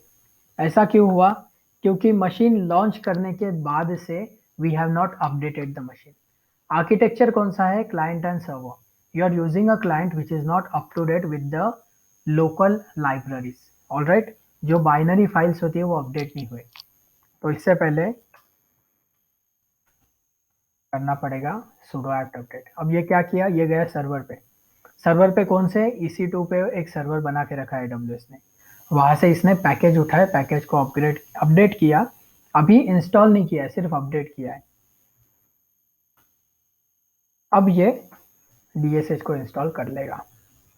ये एरर तुम्हें हर बार आता है, अगर अपडेट नहीं करते तो ये एरर हमको हर बार आता है। ऑलराइट, लेकिन जब एरर आएगा तभी अपडेट करना। एक बात ध्यान में रखो, अगर कल को जॉब को लगते हो, बिग डेटा का क्लस्टर संभाल रहे हो, CLI के अंदर गए, sudo apt अपडेट किया, तो नौकरी चली जाएगी। Alright, it is voiding the SLA। SLA के अंदर क्लाइंट ने लिखा होता है कौन सा वर्जन और कौन से डेट के पैचेस चाहिए। अगर तुम रैंडमली जाके sudo apt अपडेट कर दिए ना, तो तुम्हारी बत्ती लग जाएगी वहां पे। ये चीज जब तक रिक्वायर्ड नहीं होती तब तक ये कमांड एग्जीक्यूट नहीं करते। This is one of the basic commands, लेकिन इसे एग्जीक्यूट करना into the company is extremely critical, क्योंकि ये एक अपडेट की वजह से बाकी सारी डिपेंडेंसी चेंज हो जाती है, और फिर पूरी की पूरी चीज नीचे गिर सकती है। देखो, हम सबने वो पत्तों का महल देखा है, दो दो पत्ते रच के उसके ऊपर आड़े आड़े पत्ते रख के वो पत्तों का महल बनता है। अगर मैं बेस में से ही एक पत्ता गिरा दूं तो पूरा नीचे आ जाएगा ना वो। तो तुम यहाँ पे वही कर रहे हो। What is your big data system dependent upon your operating system. इसीलिए तो तुम अबंतु, रेड हैट, सेंटोस ये सब नाम हिला रहे हो ना। What is the importance of this? The machine is giving you the operating system that is the basis of your big data computation। और तुम अगर बेसिस को हिला दोगे तो पूरा महल पत्तों का नीचे आ जाएगा। इसीलिए इसे करना बहुत सेंसिटिव काम होता है। बस ऐसा गया और अपडेट किया वैसा नहीं होता, वो पूरी प्रोसेस होती है। इसने अपने को यहाँ पे देखो, कैन बी अपग्रेडेड बोला। अपडेट और अपग्रेड दो अलग अलग प्रोसेस है। ऑलराइट, अपडेट तो भी करने को मिलता है, अपग्रेड कम से कम 2-3 साल काम करोगे तब कभी करने को मिलेगा। अपग्रेड करना is a really serious task. ये पहले लेवल के इंटरव्यू में तो अपग्रेड का कोई पूछता भी नहीं है, दूसरे तीसरे इंटरव्यू लेवल पर अपग्रेड का बात निकलता है। This is that serious task. Alright, so जब वो एरर दे तब उसे रेक्टिफाई करना, पहले से शांत अपन ने करने का नहीं। ये अबंतु के साथ बना लो अपना नियम, क्योंकि अबंतु बहुत ही फ्रेंडली ऑपरेटिंग सिस्टम, वो अपने को सब बताती है ना। अगर वो अपने से बात कर रही है तो तुम जबरदस्ती क्यों कर रहे हो उसको। वो जब बोलेगी तब वो काम करना तुमने। Right, so go with the flow of the system here. Then अब ये देखो DSH इंस्टॉल हो गया ना। अभी फिर से इसे एंटर करके देखो, तो इसने क्या बोला, DSH हाइफन है, तो ये बोला भाई लोकल होस्ट के साथ कनेक्ट करूंगा। इसने कनेक्ट वनेक्ट किया, लेकिन इसने देखो मेरे को वो शुरू वाला एग्जाम्पल दे दिया। राइट, सो एंटर करने के बाद जो आया था वो इसने दिया है। तो अब मुझे क्या करना पड़ेगा, इसने एक ही मशीन दिया ना मुझे, लेकिन मुझे चाहिए बाकी के 5 मशीन। तो वो 5 मशीन मुझे इसे बताने पड़ते हैं। बताने कहाँ पड़ेंगे, अपने दोस्त के पास जाना पड़ेगा, ETC। ETC के अंदर जाएंगे, तो ETC के अंदर अब तुम्हारे पास में you have a new folder DSH। This is the importance of ETC। जब तुमने एक नया डिपेंडेंसी इंस्टॉल किया तो उसका यहाँ पर फोल्डर बन चुका है। So that's a really powerful folder, ETC in itself. So let's go to DSH। DSH के अंदर नाउ यू हैव 3 फाइल्स। पहला है DSH config, दूसरा है ग्रुप, तीसरा है machine list. This is the thing that we are interested into. So let's get this first. पहले देख तो लेते क्या है। तो इसके अंदर देखो सिर्फ लोकल होस्ट है। This is the reason when I input DSH-A, उसने मुझे सिर्फ एक ही मशीन दिया, क्योंकि उसके पास एक ही मशीन है। तो मुझे उसे बोलना पड़ेगा कि भाई बाकी के मशीन भी है दुनिया में। Let's do the editing here. तो यहाँ पे क्या करना है, बस इतना इनपुट करना है। ये भी टू एंड फ्रो का फायदा है, क्योंकि तुम्हारे मशीन को पता है ये सब नाम कौन से मशीन के हैं। तुम्हारा अबन तो अभी इंटेलिजेंट हो गया, तुमने उसे एक बार आईपी और ये नाम दे दिए ना, अब अगर कहीं भी नाम दोगे तो वो आईपी उठा लेता है, क्योंकि वो उतना स्मार्ट है। So let's try it again. और अभी हम देखेंगे सिस्टम का इंफॉर्मेशन। अप टाइप मतलब कौन सा सिस्टम कितनी टाइम से चालू है। So this is your status of all the 6 machines. ये अपना नेम नोड है, ये है सेकेंड, थर्ड, फोर्थ, और ये सीरियली लेता है। मुझे कैसे पता कि ये नेम नोड है, क्योंकि ये सीरियली ही लेगा। DSH always perform serially. इसके लिए मुझे ये पता है कि लास्ट वाला 3DN होगा और पहला NN होगा, क्योंकि वो उसी तरह से एग्जीक्यूट करेगा जो मैंने उसे दिया है। तो बेसिकली यहाँ पे बोल रहा है एक यूज़र है अबंतु जो मैं अभी यूज़ कर रहा हूँ, एटसेट्रा एटसेट्रा। देन यहाँ पे 0 यूज़र से यहाँ पे DSH इंस्टॉल्ड नहीं है, यहाँ पे DSH ऑपरेट कर रहा है रिमोटली। अब ये तो हो गया अब टाइम देखना, लेकिन हमने डिस्कस किया था हमें क्या करना है, रिमोट एग्जीक्यूशन।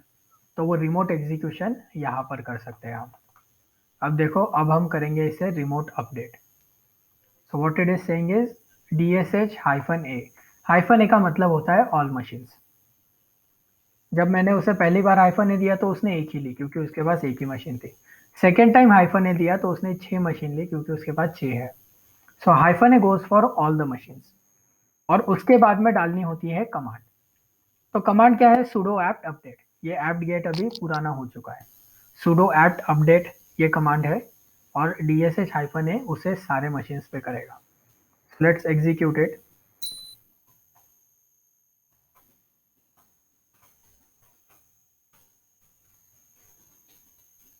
अब ये जो शुरू हुआ है ये पहले मशीन के ऊपर है। Then it will go to second machine, then it will slowly go to third machine. तो मैं क्या कर रहा हूँ, मैं बैठा हूँ। बैठ क्यों सका मैं, because I have done the efforts on to and fro communication. अगर वो नहीं करता तो मुझे ये चीज़ सारे मशीन्स में करनी पड़ती। देखो अभी मैंने एक जगह पे कमांड डाला और सब जगह पे वो रिमोटली हो रहा है। This is the importance of DSH। वो जब नए मशीन के अंदर जाएगा तो वो यहाँ पे चेंजेस देगा लॉग्स के अंदर। देखो तो धीरे धीरे तुम्हें समझता है कि लॉग्स के अंदर चेंजेस कैसे आ रहे हैं। जैसे जैसे चेंजेस आते जाते हैं वैसे वैसे तुम्हें समझते जाता है कि भाई ये अभी इंस्टॉलेशन चल रहा है, अभी ये डाउनलोड चल रहा है, वगैरह वगैरह सारी चीज़ें। So this has done the update on all the machine. Update के बाद में क्या करना है, डाउनलोड करना है। डाउनलोड किसे करना है, OpenJDK को, जावा को इंस्टॉल करना पड़ेगा। सो लेट्स गो।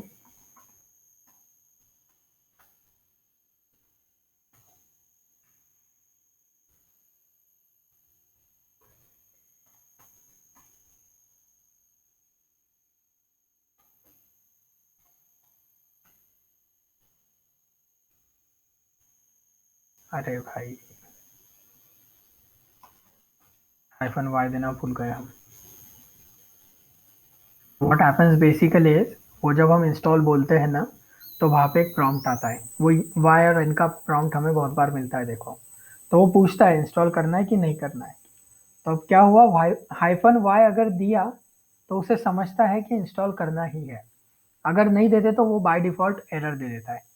इसीलिए मैंने पहले जो कमांड डाला उसने इंस्टॉल नहीं किया। मैंने जो बाद में -Y डाला, now it has installed and downloaded the stuff everywhere. तो ये चल रहा है अभी, ये सारे मशीन्स पर चलेगा। देखो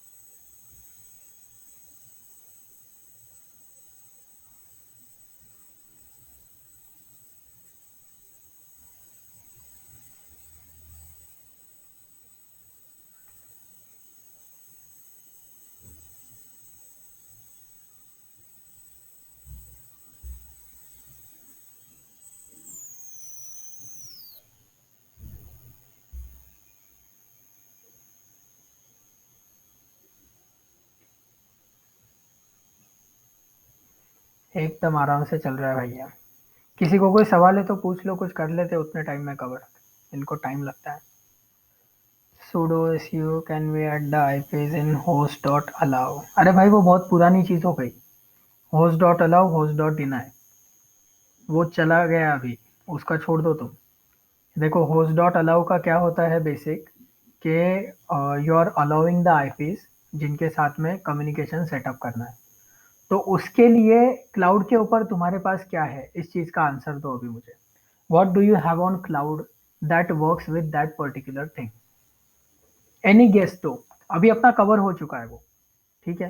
तो जिसे भी ऐसा लगता हो, मैं एक सिनेरियो देता हूँ तुम्हें। सिनेरियो सिंपल है, तुम्हारे पास में एक मशीन है, एक आर्किटेक्चर है। तुम्हें लिमिट करना है कि कौन से मशीन इसको एक्सेस करेंगे और कौन से नहीं करेंगे। तो क्या यूज करोगे क्लाउड के ऊपर, एडब्ल्यूएस के ऊपर?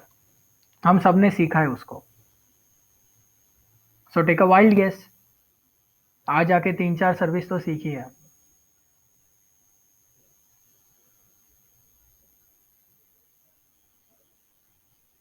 एनीवन?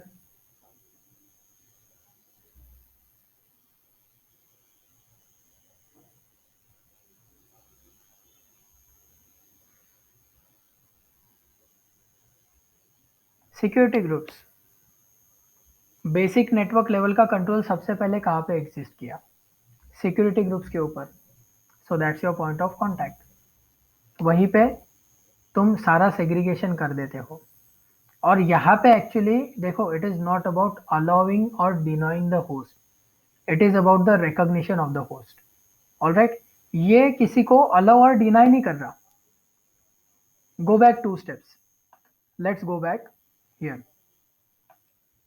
ये क्या है? ये डीएसएच है। कॉन्फ़िगर कहाँ पे किया? नेम नोड के ऊपर। So I am configuring it on name node. और ये एग्जीक्यूशन कहाँ पे मार रहा है रिमोट? DN1 पर। अब मुझे एक बात बताओ, तुम किसी लड़की को प्रपोज करते हो, तुम हाँ बोलोगे या लड़की हाँ बोलेगी? लड़की हाँ बोलेगी, राइट? तो जिसे अप्रोच हम कर रहे हैं, वो अलाउ या डिनाई कर सकता है। जो अप्रोच करने वाला है वो थोड़ी अलाउ और डिनाई करता है। सो 1DN is not concern with the fact कि उसके अंदर अलाउ या डिनाई कहीं पे लिखा है क्या। डीएसएच यहाँ से इनिशिएट हुआ है, नेम नोड के ऊपर से। और the fact that AWS has internally connected network plus internal VPC settings. This is the point of access allowing in AWS. ये पहला एक्सट्रीम सिक्योरिटी है। इसका अगर तुम्हें एग्जांपल चाहिए तो डू वन थिंग, 2 VPC बनाओ और एक VPC के मशीन से दूसरे VPC के मशीन को कनेक्ट करके देखो इंटरनल आईपी से। It will not allow you. क्यों नहीं करेगा? क्योंकि वो एक VPC में है ही नहीं। तो AWS ने वो सिक्योरिटीज डिफॉल्ट रखी है, अलाउ और डिनाई की। एंड देन सेकेंड चीज, yes whatever you have asked sudo su, I am sorry मैंने मिस कर दिया वो जो भी पॉइंट था। आई थिंक ETC होस्ट का जो पॉइंट था वहां पर आपने ये कमेंट किया है। सो आई वुड से कि अगर sudo su तुम्हें लगता है कि करना चाहिए तो एक बार करके देखो, तुम्हें वहां पे एक थोड़ा अलग एरर देखने को मिलेगा। Alright, so your execution will go into other flow. Yes. Hello sir. Yes. ये तो एक्चुअली समटाइम क्या होता है जब हम डायरेक्टली कुछ execute. The first thing that we resort to is sudo। लेकिन ये sudo देखो कहाँ पे एग्जीक्यूट होता है? अपने मशीन पे, सामने वाले के मशीन पे नहीं। डीएसएच को डिकम्पोज करो। डीएसएच कहाँ पे एग्जीक्यूट होगा? नेम नोड पे जहां पर तुम हो। और sudo apt अपडेट कहाँ पर एग्जीक्यूट होगा? दूसरे मशीन पे, राइट? ये डीएसएच है। यहाँ पर तुम क्या कर रहे हो? एससीपी। अगर तुम sudo एससीपी करते हो तो sudo कहाँ पे एग्जीक्यूट हो रहा है ये सोचो। This is being executed on your name node, destination पे नहीं हो रहा, right? This is the difference. और डेस्टिनेशन पे एग्जीक्यूट करने का ताकत नहीं है एससीपी का। ऑलराइट, एससीपी के अंदर उतना पावर नहीं है कि वो किसी मशीन में जाके वहां पे कुछ एग्जीक्यूट करे। इसीलिए वो एससीपी के साथ नहीं चलता sudo वाला। योर थिंकिंग वॉज करेक्ट और वो ऑब्वियस सॉल्यूशन होता है, यू शुड ट्राई इट। तो एक बार करके भी देखना, तुम्हें कुछ सीखने को मिलेगा उससे। देन अब ये यहाँ पर एक छोटा सा प्रोसीजर है जिनको थोड़ा हेक्टिक हो जाता है कि भाई अब ये आईपी वगैरह सारा ज़्यादा हो रहा है, ये तो N N S N N D N कहीं भी कूद रहे हैं and I am not digesting it. तो वो लोग इसको यूज़ कर सकते हैं, होस्ट नेम को चेंज करना। ये होस्ट नेम हर मशीन में जाके उसके होस्ट नेम फाइल को चेंज करना पड़ता है। ठीक है, तो हर मशीन के अंदर ये फाइल होता है। तो तीन तीन कमांड्स होते हैं, पहले हम एसएसएच करते हैं उस मशीन में, फिर ये कमांड एग्जीक्यूट करते हैं। सिर्फ कॉपी पेस्ट करना है तुम्हें, ये तीन कमांड तुम्हारे होस्ट नेम चेंज हो जाएंगे। So I am not doing that, ये तुम ट्राई कर सकते हो, उसका अपने एग्जीक्यूशन से एज इन कोई संबंध नहीं है। It is just for convenience of some people, क्योंकि लोगों को अगर डिफ़िकल्टी आती है तो हम कुछ ट्राई करते हैं कि भाई थोड़ा इजीली डाइजेस्ट हो जाए तो अच्छा रहेगा। So this is one of the things जो वो इजी डाइजेशन के लिए अपन ने डेवलप किया है। अगर चाहिए तो होस्ट नेम कॉन्फ़िगर कर लो, otherwise move on with the actual Hadoop. तो अब तक हमने क्या किया, टू एंड फ्रो बनाया, डीएसएच बनाया, सबको अपडेट किया, सबके अंदर जावा डाउनलोड इंस्टॉल किया। अभी हमें करना है हडूप डाउनलोड। तो ये हडूप का लिंक कहाँ से आया, ये प्रिटी मच सबको अभी पता है, right. So what we are doing simple is dsh-a wget space url of the Hadoop file. तो ये क्या करेगा, ये इस हडूप टारबोल को सारे मशीन्स के ऊपर जाके डाउनलोड करेगा।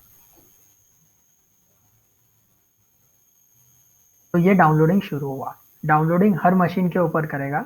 सारे मशीन्स के ऊपर डाउनलोडिंग होने के बाद में it will come back to our main terminal. तो अभी तक हमारा सिर्फ टर्मिनल ब्लॉक है, इसका मतलब ये नहीं कि हमने अपने नेम नोड को छोड़ा है। We are still on the same name node. ये नेम नोड से ही बाहर के लोगों को कमांड दे दिया और वो 6 के 6 मशीन पे इंस्टॉल होगा, क्योंकि जितने मशीन पे हडूप कॉन्फ़िगर करना है उतने मशीन पे उसे इंस्टॉल करना होता है।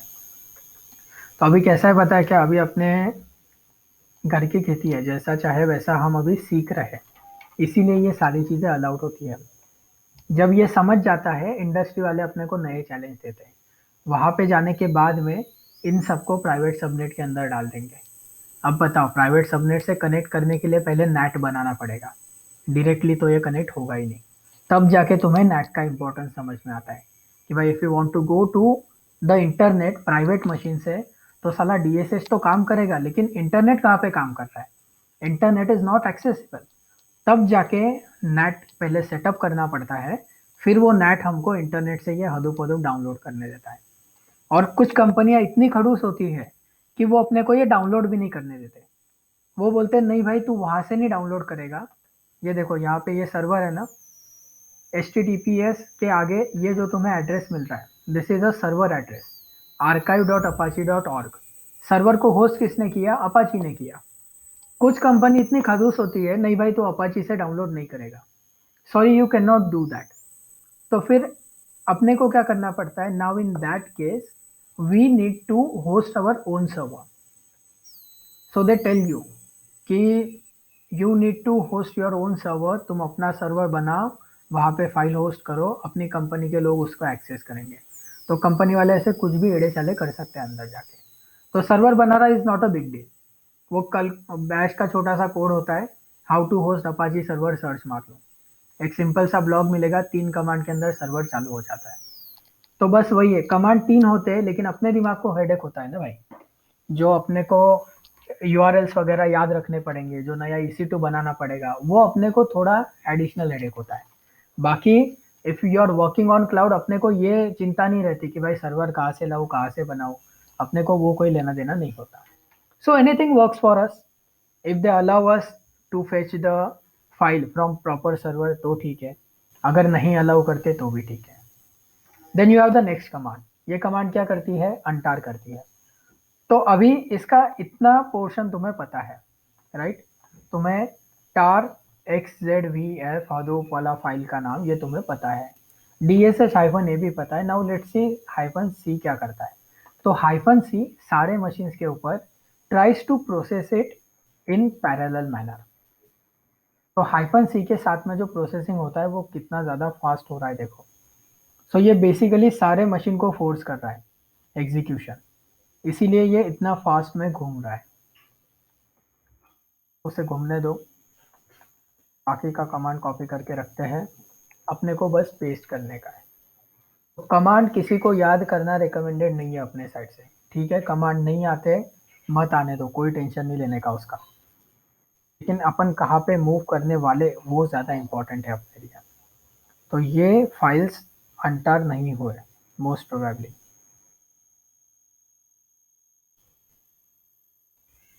लेट्स चेंज द, तो हमारे फाइल्स अनटार नहीं हुए, हमारे फाइल्स यहाँ पर अनटार होके this was the folder that was suppose hadoop -121, ये फोल्डर होना चाहिए था, लेकिन ये फोल्डर हमारे मशीन्स में नहीं है। तो लेट्स गो टू SNN और देखते हैं कि क्या कबाड़ होके रखा है। तो यहाँ पे hadoop का डाउनलोड ही नहीं दिख रहा अपने को, जाना पड़ेगा एक स्टेप बैक यहाँ पे। तो ये एग्जीक्यूट हुआ और ये XZVF ने रायता फैला दिया, तो इसे फिर से एग्जीक्यूट करना पड़ेगा अपने को। Let's come back to name node, इसे एग्जीक्यूट करते हैं और वो अनटार जा के करते हैं, तो बेटर रहेगा अपने लिए।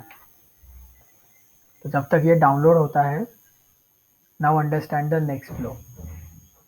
पहले डाउनलोड होगा Hadoop, फिर हम कॉन्फ़िगर करेंगे वो files that we are interested into.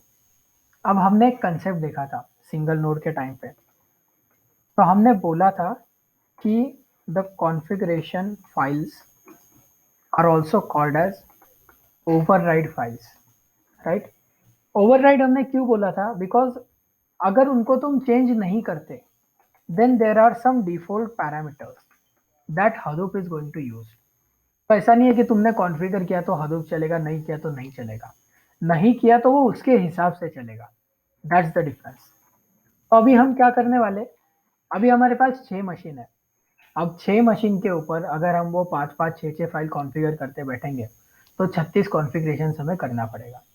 दूसरी बात, इनमें से आधे से ज़्यादा फाइल सिस्टम फाइल्स है, तो वो अपना कॉपी वाला फंडा भी वहाँ पे चलता नहीं है। सो बेसिकली सॉल्यूशन क्या है पता है क्या, we configure the files only according to the need. तो जैसा नीड टू नो बेसिस पे सीखना होता है, वैसा ही नीड टू परफॉर्मेंस बेसिस पे अपन चेंज कर रहे हैं इसको। So what we are doing ultimately is we will go to name node, हमें पता होगा कि यहाँ पे 3 फाइल कॉन्फ़िगर करना है, उन्हें कर देना। SNN पे कुछ कॉन्फ़िगर करना नहीं, उसे छोड़ दिया। JT पे गए, एक फाइल कॉन्फ़िगर किया, ऐसा हम करेंगे। सो this is just example purpose, जाएंगे जो कॉन्फ़िगरेशन करना है वो करेंगे, विल कम बैक रिटर्न। बाकी के files will keep them as it is. As it is क्यों, क्योंकि भाई they have already their defaults, तो उनके डिफॉल्ट काम वैसे भी करेंगे, इसीलिए हम अपने कन्वीनियंस के हिसाब से फाइल को एडिट करेंगे। अब देखो, अब इसके पास Hadoop है, let's do one thing, let's untar this।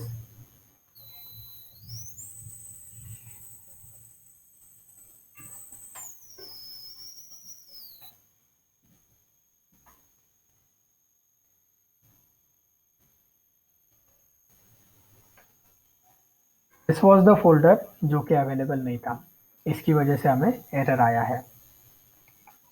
Let's do one thing, move this folder to user.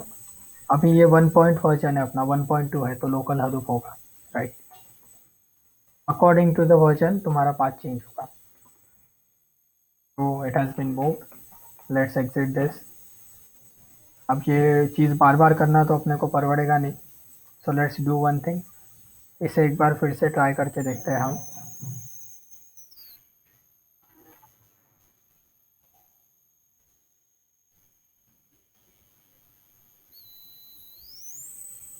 इसे ट्राई करके देखेंगे, इफ़ इट हैपन्स देन चलो ठीक है, अच्छा है, अदरवाइज वहाँ पे जाके चेंजेस करने पड़ेंगे 5 मशीन के अंदर। तो जितने कमांड्स हम कम कर सकते हैं, we will try our best to reduce them. ये पूरा का पूरा लेक्चर ही प्रैक्टिस है, ठीक है। और इसके बाद में कल का जो लेक्चर होगा KT, वो भी प्रैक्टिस ही होगा। तो इनका एम क्या है, इनका एम है कि तुम्हें समझे कि भाई ये सिस्टम कैसा चल रहा है। ऑलराइट, अगर अपने पास में ये बिग डेटा का सिस्टम है, तो इसके जो कंपोनेंट्स है, how do they interact with each other, ये सीखना तुम्हारे लिए ज़रूरी है। तो ये पहले पर SNN के ऊपर ये फेल हो गया, most probably directory empty, right.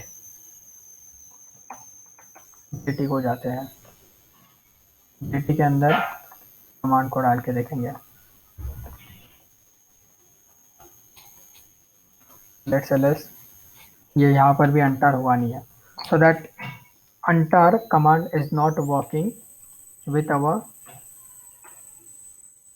DSH, क्योंकि DSH के साथ में उसका पैच नहीं बैठ रहा, मे भी देखना पड़ेगा उसका कुछ।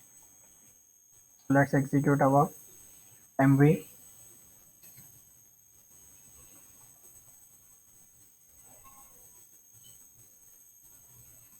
तो ये बोल रहा है directory not empty, we are into JT, right. This has probably moved,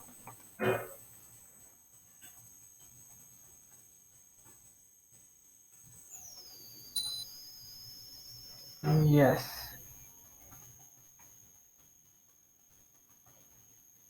alright, अपना एग्जीक्यूशन सक्सेसफुल रहा है, तो इसने सारा मूव कर दिया है, और ये 1.1 के अंदर और एक 1.1 बना दिया इसने। चलो ठीक है, कोई नहीं, we need to go to conf anyway. Configurations के अंदर अपना HDFS साइट, ये वो सारे फाइल्स इसके अंदर है। सो गुड, एक बार इस हडूप को चेक कर लेते हैं। अगर इसके अंदर फाइल्स है जो कि है, तो हमें इसे रिमूव करना पड़ेगा।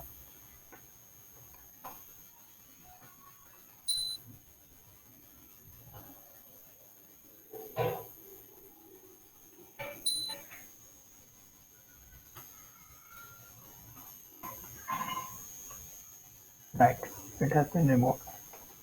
एग्जिट मारते हैं, GT के अंदर है, we are coming back to name node, and then we move on to the next page, जाके हमें ये बैश RC को एडिट करना है। Bash RC is a file जो कि डॉट प्रोफाइल के साथ में रहती है। देखो, look at the path, right, we are into name node. PWD देख लेते हैं, होम उबंटू है, तो अब यहीं पे तुम्हें कैट प्रोफाइल मिल रहा था, डॉट प्रोफाइल, यहीं पे तुम्हें बैश RC मिल रहा है, राइट। ये बताने का मतलब क्या है, मतलब ये है कि जैसा डॉट प्रोफाइल को कॉन्फ़िगर करके कॉपी किया, वैसा ही इसी को भी कर सकते हो। So there is no restriction कि इसको अपन नहीं कर सकते कॉपी। तो चलो पहले इसको एडिट कर लेते हैं अपन। एडिट क्या करना है, द सेम थिंग, उसे हमें पाथ देना होता है। तो ये पाथ ऐड कर देते हैं सबसे नीचे, इनटू द,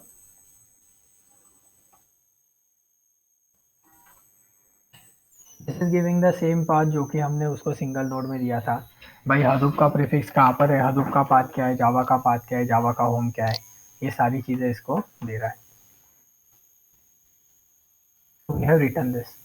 अब इसी को हम बाकी के फाइल्स पर भेज भी सकते हैं, राइट, क्योंकि कॉन्फ़िगर हो गया। तो अब पहले एक काम करते हैं कि बाकी के फाइल्स को भी कॉन्फ़िगर कर लेंगे। So next file is Hadoop config के अंदर हमारा हडूप एनवायरनमेंट डॉट sh है। Let's visit the path first. ये थोड़ा पाथ नेविगेशन का आदत लगा लो।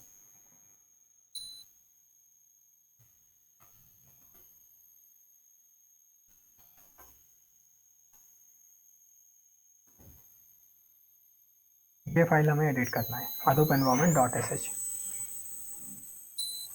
इसके दो फायदे होते हैं, एक तो तुम्हें धीरे धीरे पूरा एनवायरनमेंट डाइजेस्ट हो जाता है, तो फिर एक बार नेविगेशन आ गया तो फिर trouble shooting becomes easy for you, because you know longer fear the CLI of your Ubuntu machine. Let's paste this.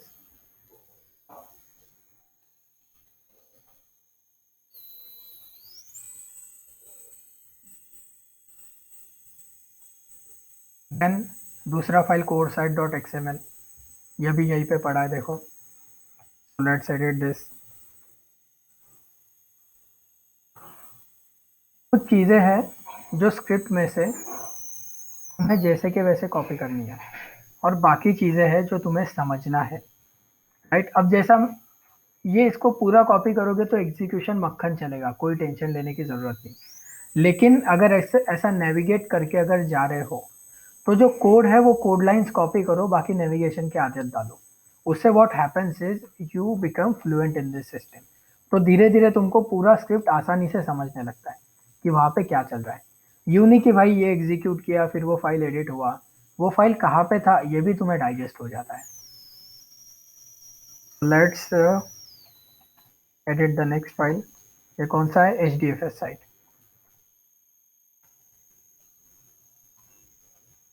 In files के बारे में if you want to read H D F S site, code site, इन इनके अंदर क्या है, तो हमें चाहिए ऑफिशियल डॉक्यूमेंटेशन। एक तो चीज़ है कि जा सकते हो एकदम बिंदास चले जाओ, अपाची के ऊपर ढूंढो, अपाची के ऊपर मिल भी जाएगा, और अपाची के ऊपर जाने के बाद में वहाँ से पढ़ लो कि ये सारी चीज़ें क्या करती है, तो तुम्हें समझ जाएगा what are the configurations. Second thing is official documentation पढ़ो। ऑफिशियल डॉक्यूमेंटेशन कहाँ पे मिलेगा, user search for Cloudera htfs-site.xml। Location नहीं चाहिए भाई मुझे, तो ये तुम्हें क्लाउडेरा डॉक्यूमेंटेशन का लिंक देगा। यहाँ पर जाओगे, अब ये तुम्हें बताएगा कि H D F S site क्या करता है। पढ़ना है तो इसी को पढ़ना। ऑलराइट, तो यहाँ पे बहुत सारे कमांड देखने को मिल जाएंगे, तो ज़्यादा कमांड दिखेंगे, इसके लिए डरना मत। अगर डर लग रहा हो तो यहाँ पर जाना मत, क्योंकि कॉन्फ़िगरेशन कितने बताएगा देखो। ये सारे कॉन्फ़िगरेशन एक फाइल के बता रहा है एच के, लेकिन हमने इतने किए हैं क्या, नहीं किया। तो हमने क्या किया है, एच साइट पे रेप्लिकेशन सेट किया है, right. This was our H site, हमने क्या किया, DFS रेप्लिकेशन सर्च किया। ये देख लो, this is not giving you the parameter. तो ये तुम्हें permissions block name node etcetera सारी चीज़ें दे रहा है, राइट। सब के सब DFS के आ रहे हैं। तो तुम्हें ऐसी चीज़ें रीड करने को मिल जाएगी, अगर कुछ मिलता है तो उसको रीड कर लेने का, डिस्क्रिप्शन पढ़ने का और उसका अंडरस्टैंडिंग ले लेने का। जो नहीं समझा उसको फिलहाल के लिए साइड को रख देने का दिमाग से, राइट।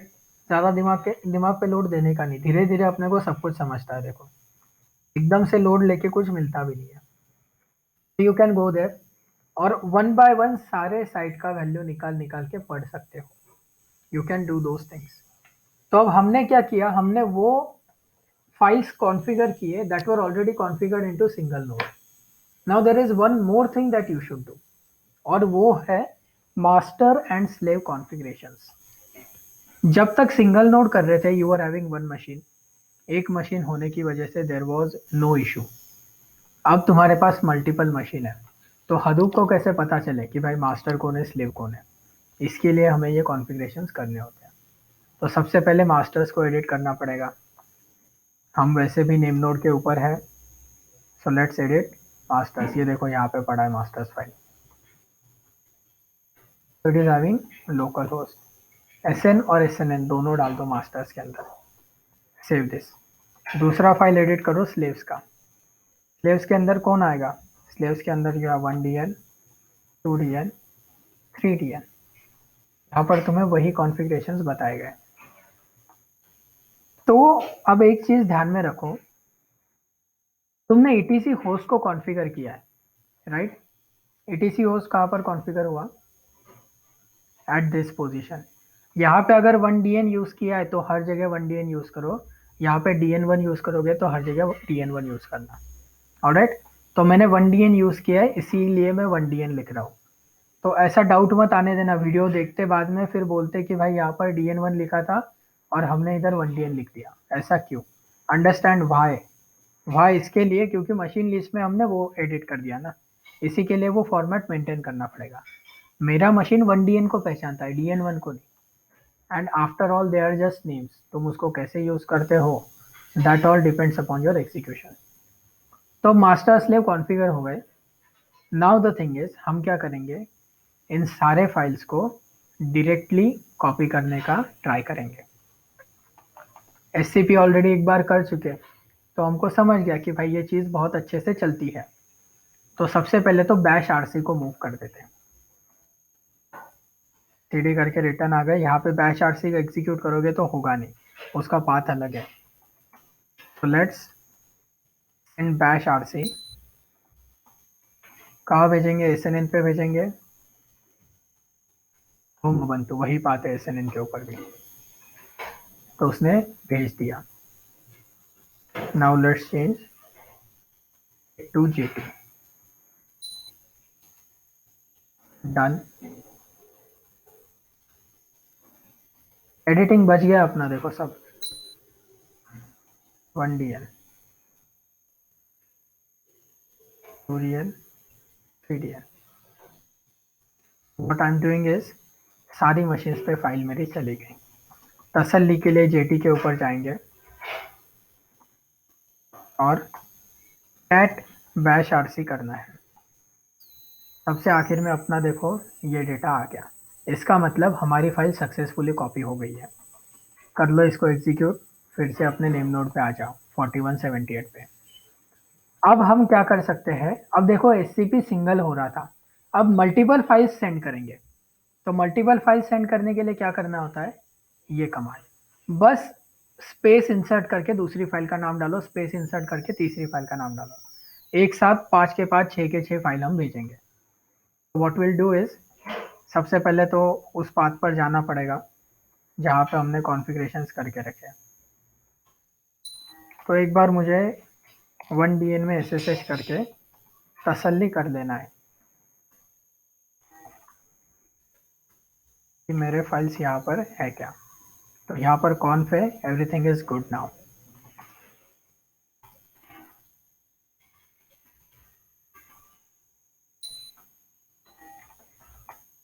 कर लेता हूँ, ये नेम नोड पे आ गया। अब इसके पाथ में जाता हूँ, user,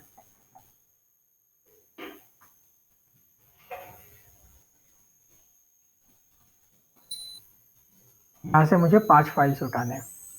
first file is Hadoop environment, second file है कोर साइट, तीसरा फाइल है HDFS साइट, चौथा फाइल है मैपरेट साइट, पांचवा है मास्टर्स और छठवा है स्लेव्स। 6 फाइल्स यहाँ से उठाने, दूसरी तरफ भेजने। नाउ द क्वेश्चन इज, ये फाइल एप्लीकेशन के है, तो अकॉर्डिंग टू द मशीन इनमें फर्क पड़ेगा क्या, तो देखते हैं। मास्टर्स में क्या लिखा है, मास्टर्स में लिखा है NN और SNN, तो ETC होस्ट हर जगह पे भेजा था। That means all of your machines know कि NN और SNN क्या है। स्लेव्स में क्या लिखा है, 1DN 2DN 3DN, तुम्हारे सारे मशीन्स को पता है। लेट्स सी HDFS साइट में क्या लिखा है।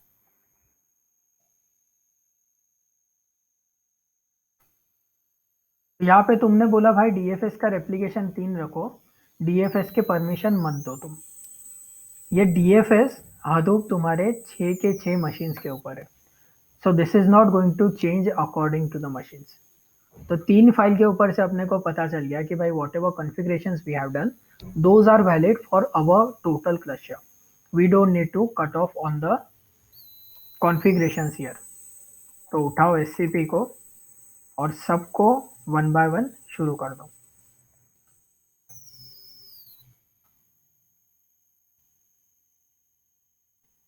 हादूप env.sh ले लिया, उसके बाद में यू हैव HDFS site.xml, उसके बाद में कोर साइट को छोड़ दिया हमने, कोर साइट लगेगा। Then you have mapred site.xml, then you have masters, then you have slaves.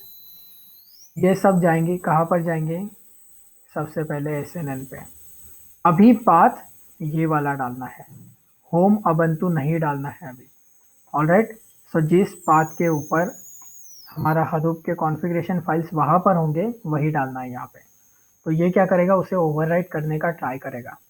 तो ट्राई करेगा, सक्सेसफुल हुआ है क्या try, it has shown you 100%, इसका मतलब वहाँ पर सेटिंग्स बदल चुके हैं। इसका हमें ऑलरेडी प्रूफ मिल चुका है बैश आरसी के अंदर। Bash RC was also existing on the same machine, जब तुम उसको SCP करते हो तो वो उसको ओवरराइट कर देता है। So these configuration are overwriting it. Proof हो गया SNN का, सिमिलरली कर लो JT का, फिर कर लो 1DN का। देखो वर्क कितना रिडंडेंट है, राइट। सेम चीज एग्जीक्यूट करनी पड़ रही है बार बार। शुरू से वही कर रहा हूं मैं। पहले टू एंड फ्रो के लिए वही हुआ, ईटीसी के लिए वही हुआ, पीआईडी के लिए वही हुआ। Every time I need to do the same work again and again. इसी के लिए ईएमआर की, क्लाउडेरा की इज्जत है मार्केट में। इसी के लिए प्लेटफॉर्म एज ए सर्विस की जरूरत है। That's why we don't only study infra as a service, हम ये सारी चीजें भी स्टडी करते हैं। तो अभी क्या करना है, अभी अपने को ये देखो, ये डायरेक्टरी भी बनाते हैं हम into our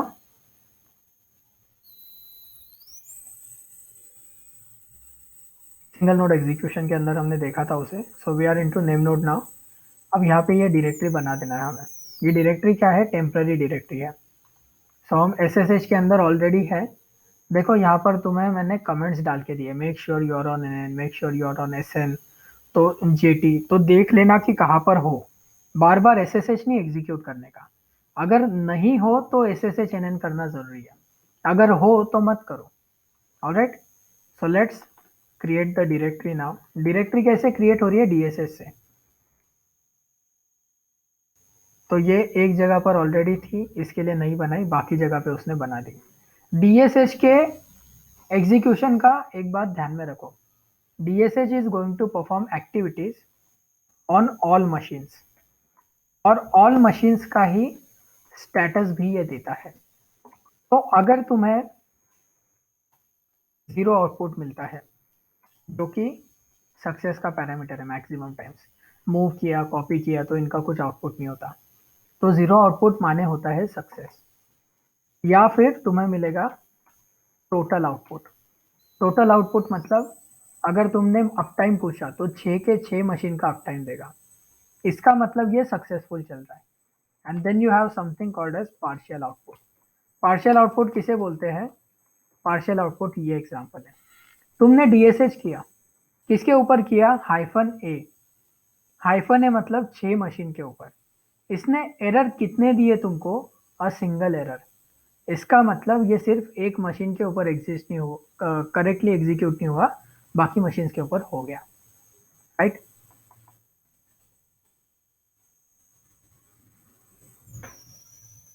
this is the zero output scenario. 6 के 6 मशीन पे हो गया तो इसने कुछ भी नहीं बोला तुमको, मतलब इट हैज सक्सेसफुली एग्जीक्यूटेड। अब अपने को क्या करना है, अब अपने को हदूप को फॉर्मेट करना है। तो इसने हदूप को अभी फाउंड नहीं किया, बिकॉज हदूप का जो कॉन्फ़िगरेशन है वो इसके अंदर डबल होगा। So let's rectify the issue.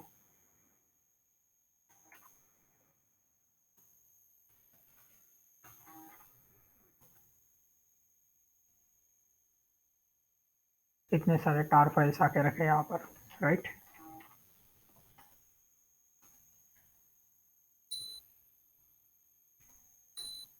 हाँ, अभी किसी का कोई सवाल है तो सवाल चालू रखो तुम्हारे, because this is the end of it.